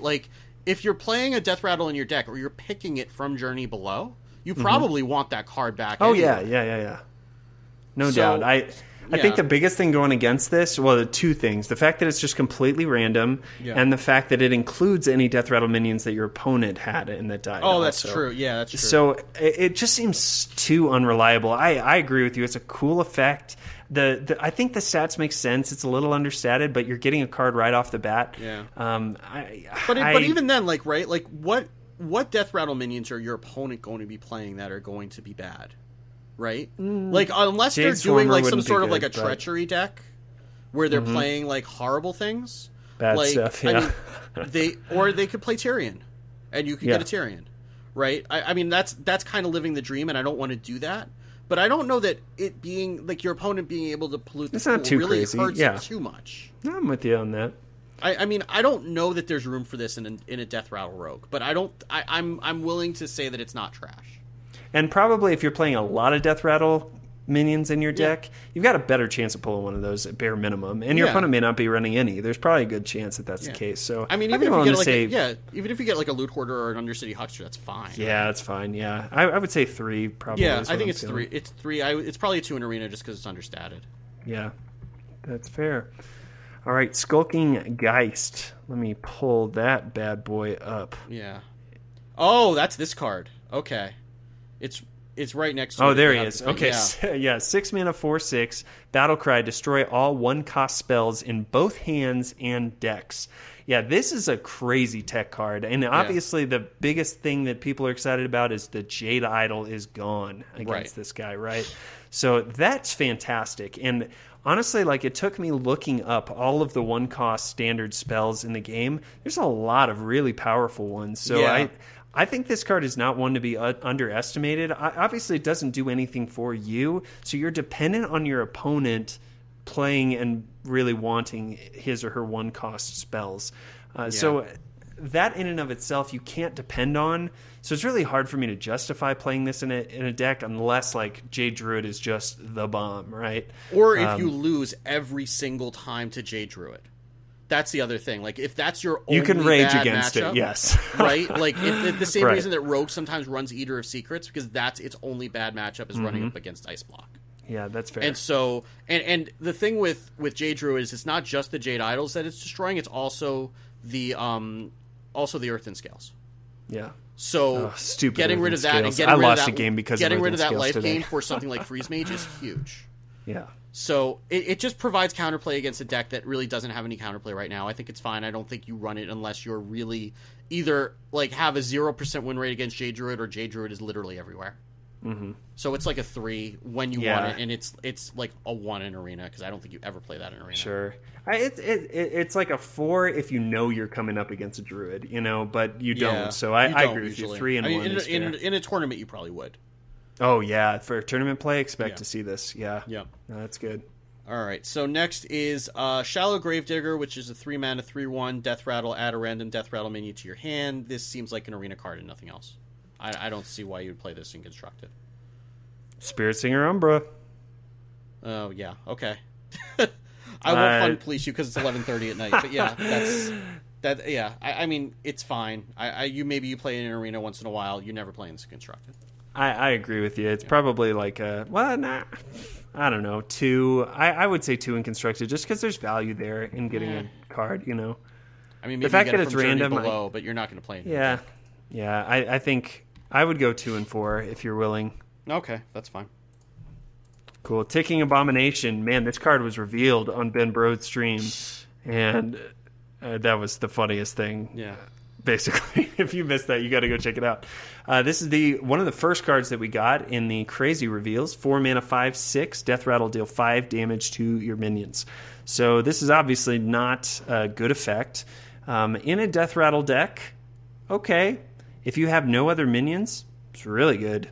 Yeah, so, you're probably going to have other minions, though. I mean, it's going to be a nerf to evolve and devolve, because sometimes you're going to evolve and devolve into this. Oh, gosh, yeah, that's true. I mean, Treachery is a thing now that we'll talk about next time.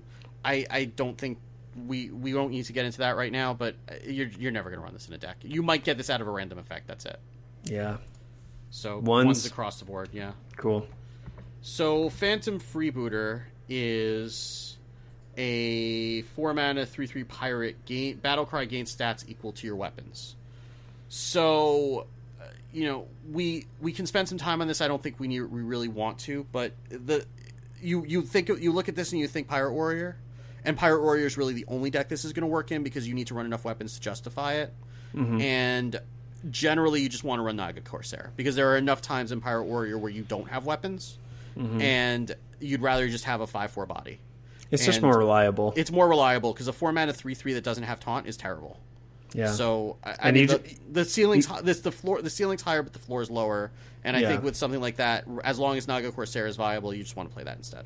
You can't take chances in Pirate Warrior. You just have to go face. And so this is kind of a bit of a tester. If there's some kind of mid-range pirate, this would be fantastic in that. But there just isn't right now. Maybe something with that Lucky Do Buccaneer or something. I don't know if Rogue actually sees play.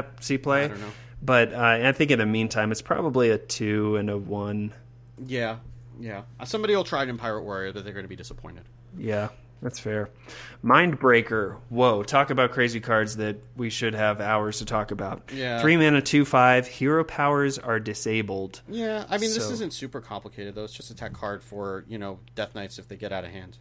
Oh, well, that's especially true. I just think it's cool. Like, we haven't seen this effect, and it's like that, the 6-mana 5/5, the Nerubian Unraveler, that both spells cost more. Like, this is the same thing where you're giving up something. This is a fairly statted minion, 3-mana 2/5's good.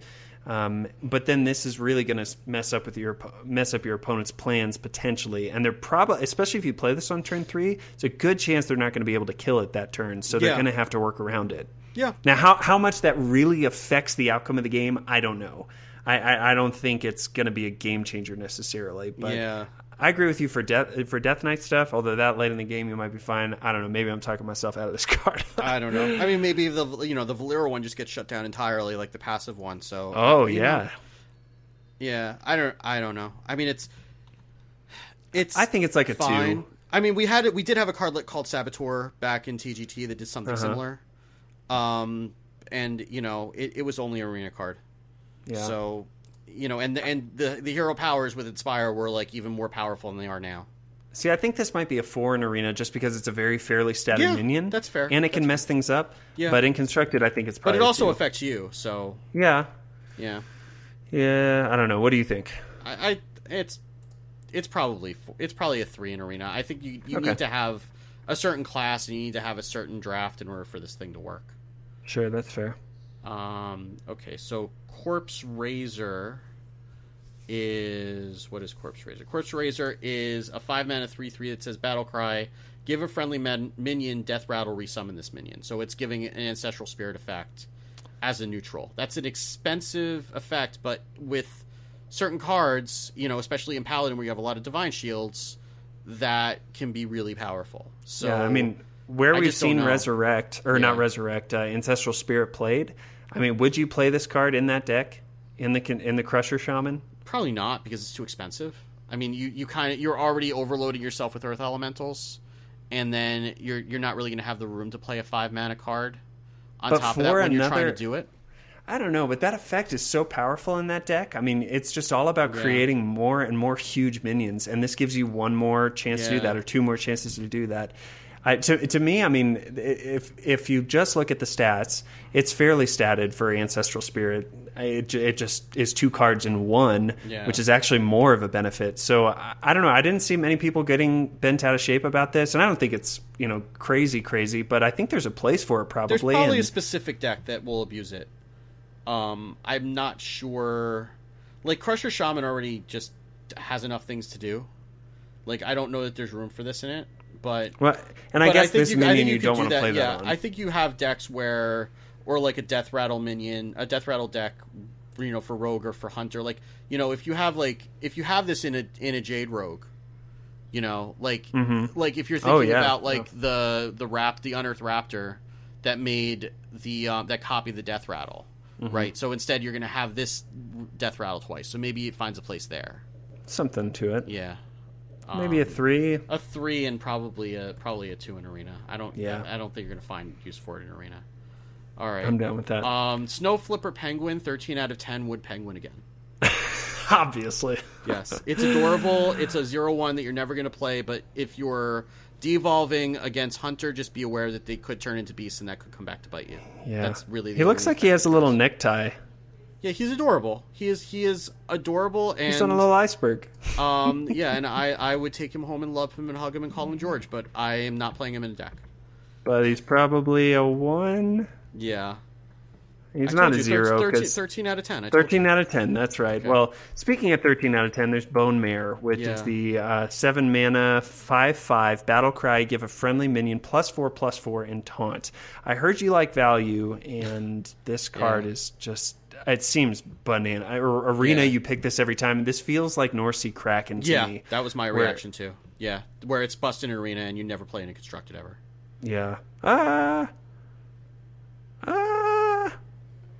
mean, like in a token deck, I feel like this is pretty... It could find a place, maybe. Yeah, in a token deck, it's too expensive, though.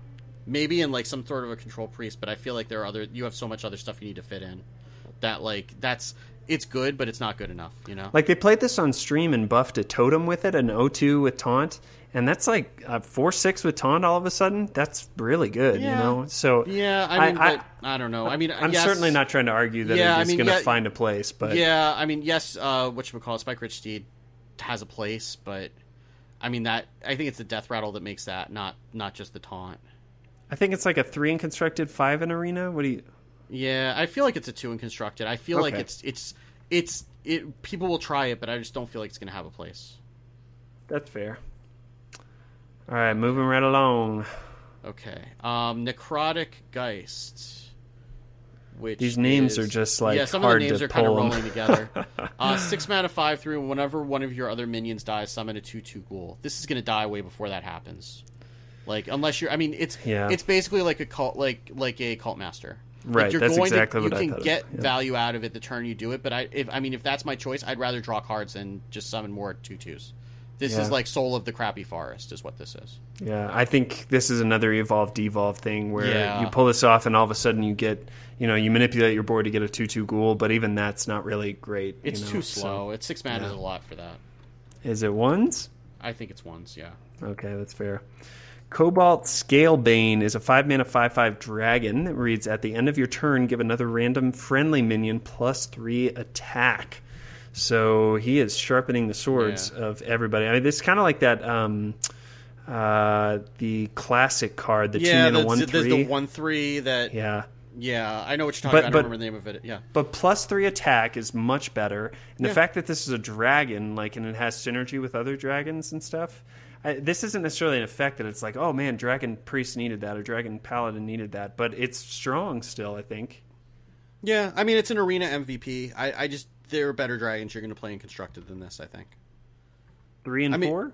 Yeah, 3 and 4. I mean, you'll probably get it from Netherspite on occasion and you'll play it because it's not bad, but I don't think you put it in a deck. That's fair. Sunborn Valkyr? I don't know. 5 mana 5/4. Give adjacent minions +2 health. Again, this feels like an arena MVP that you won't see in constructed, just because that's not likely to happen very often. Yeah, I mean, 5 mana, 5 attack, and 9 health, or 8 health. Sorry, I made that mistake on Twitter also, and you called me on it. That's a lot of value, so it's good, but I agree. I don't know. This feels like an arena card, Yeah, so probably like a 2 and a 4? Yeah, maybe? that's fine. Yeah, that's fine.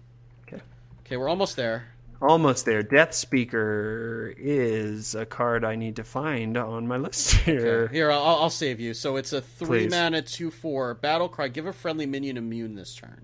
Yeah, this is a weird card. This is very weird. I don't know what to do with this. This feels like in arena this is powerful because just being able to value trade with anything is good and the stats are fine. I don't know that you'd use this in constructed though.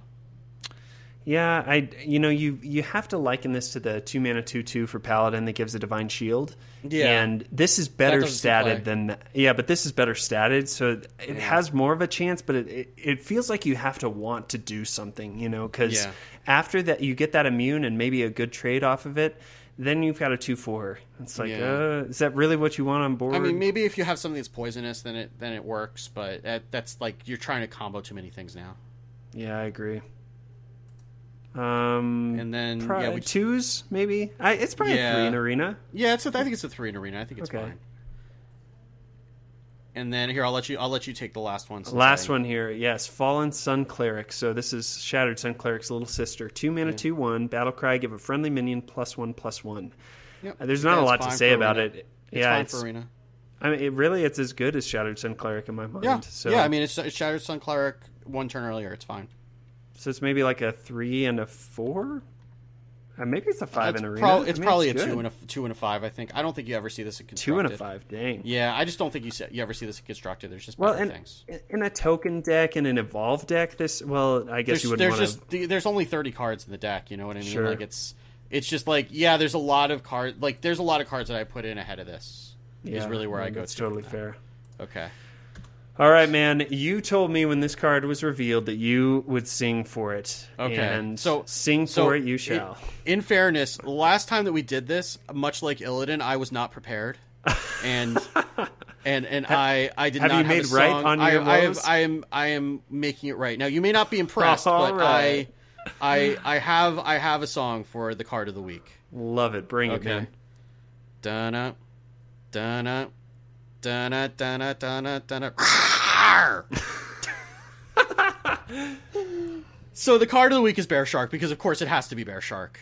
Of course. It's so a 3-mana 4/3 beast can't be targeted by spells or hero powers. I don't even care if this card is good. I don't. I'm just happy that it exists. It's fantastic, right? So if we're going to talk about the card itself, and I know people are like, well, there's a lot of cards that are in the 3 spot. I think that in a traditional mid-range hunter deck, the card that you're playing into Houndmaster a lot of the times tends to be Rat Pack. Or Animal Companion. Or Animal Companion, but I mean, you still run Rat Pack with Animal Companion, right? Like, Animal Companion's never going away. But like Rat Pack's the other 3-drop, and I think you might be able to get away with running this instead of that if you're running in a deck that doesn't run Scavenging Hyena. Obviously, if you're running Scavenging Hyena, have we said what the card is? Oh, so it's a 4/3, can't be targeted by spells or heroes power or spells or hero powers, and it is a beast. Yes. And it's a double beast. Yes. And that's not. It is literally a bear with a shark's head. So what I think you can do is, I mean, if you are curving into the Houndmaster turn, you still can target this with Houndmaster. Mm-hmm. So you go from turn 3, 4/3 that they have to clear with a minion, basically, or a weapon, into a Houndmaster, and now all of a sudden you have a 6/5 that can't be targeted. And I think which is great. It is kind of ridiculous. And I mean, Rat Pack does cause a problem sometimes. Like, are they going to be able to clear it a lot of the time? Yeah, sure they will. But they can also clear Misha a lot of the time. Or they can clear Rat Pack a lot of the time. I think that there's an argument in a deck that doesn't rely on Scavenging Hyena to be able to run this and still run Houndmaster and get value out of it. And honestly, I think you do want to run this and Animal Companion, but I would argue this is better because it's more reliable. You know what you're getting. Granted, the stats are like, I don't know. I feel like you could put this into Animal Companion, like as one of the random beasts that you got. Yeah. And it would feel the same where you're getting a strong minion. You know, you just know with Bear Shark, obviously, what you're getting. Yeah. So I could see and I don't think there's a better card that you play with Houndmaster. So I mean, the argument is that you don't like 4/3s on 3 are bad, right? But I think 4/3s on 3 are bad because you can Frostbolt them. Right, and but this one you can't. This one, you have your options are War Axe or trade a minion into it, which you're still doing 4 damage to the face, or you're still taking out a minion, which is still better than just using up a Frostbolt or using up like a Lightning Bolt or whatever. So I think that's still valuable. I think this is going to be better than people think it's going to be. I think this is probably going to be a 4 constructed, and I think it's a 5 in Arena. Well, and especially getting this off of the Build-A-Beast. I mean, combine this with anything, and how are you not excited about that? You know, I would argue it's a 5 in constructed. I think this fits into just about any hunter deck. Yeah, I'm not sure that I want to go that far, but I feel like it's I feel like it's a good solid card that we'll see play, and I think it's going to surprise some people. And it's also 4 and 5, and obviously it's a Bear Shark, so you have to play it. Golden. If I wish he had a little laser on his head, Oh my god, something. that would be the best. All right. Well, so much for getting it done early with this, but Well, at least we got halfway though, right? Yep, we did. We will close down the show quickly, and thank you guys so much for staying intact through all of our ranting and everything. Want to let you guys know that Happy Hearthstone is a proud part of the MMO Reporter Network. If you've never been to the website, man, just go to MMOreporter.com and check it out. Chris and the team do an amazing job on some other podcasts about WoW, Guild Wars, other MMOs and stuff like that. And also, if you'd like to support the Happy Hearthstone and help us grow, you can join us at patreon.com/MMOreporter, get some cool rewards, and contribute financially to the show. And man, I would love to hear y'all's feedback. I know that with review episodes, there's a lot to take in, and there's probably a few moments where you cursed at your radio because you disagreed with us so vehemently, and there's something we totally forgot. I do that, at least when I listen to those episodes. So please reach out and let me know what you think. You can go to the Google Plus Happy Hearthstone community, which links in the show notes, or you can hit me up on Twitter at AndrewIsLiving or the show at the Happy HS. Also, please email me at happyhearthstone@gmail.com with any things you'd like to see in future episodes, or if you'd like to be a co-host on the show at some point. Man, I'm taking those for the fall and would love to get you on here soon. And that's about it. Steve, tell us all about your stuff that people can find you at. So you can find me, most of where you're going to find my stuff is on Twitter at Wicked Good. You can listen to Off Curve. You can either go to offcurve.com or you can go to @offcurve on Twitter if you want to hear me talking more about Hearthstone. And once my voice recovers, I'll probably be recording an episode this week about some more general things about the expansion that are not, mired in specific cards. And if you want to hear me talking about technology and how it affects our lives, you can listen to me on Disruption on Relay.fm, relay.fm/disruption. And you can follow me on Twitch. I'm Wicked Good FM, and I've been trying to stream, though I think I need to buy myself a copy of Windows to not have Hearthstone crash on me every important. hour. Yeah. Yeah. But I'm trying to get back into that. But I actually have streamed, unlike the last time that I've been on here. I have actually streamed a couple times. So yes. Definitely go check him out and go listen to Off Curve. It's good stuff, and I'll be eager to hear you probably complain about the things that I was wrong about. No, I wouldn't. I wouldn't do that to you. I only have 5 minutes in a segment, so playing. it's I don't have time to complain about you. I have other things to talk about. You need to complain about me on this show together so we can have a healthy discussion. I need to complain about how much my throat hurts. Yeah, that's very true. So we're gonna go get some tea, and man, it feels like there's another draft in here or something. That's good, but man, we got to get back. Go have some ice cream and. Yeah, you can do that on your own, man, and get the ice cream, and then we'll be back in a couple weeks to talk about the rest of the cards. And seriously, guys, thank you so much for coming to the Happy Hearthstone and having a little fun with us. We'll see you guys next time. Bye. Thanks for watching the video, everybody. Don't forget to check out all the other podcasts at MMOreporter.com or by clicking on any of the links here. And please check out our Patreon campaign at patreon.com/MMOreporter. Thanks, everyone, and see you in game.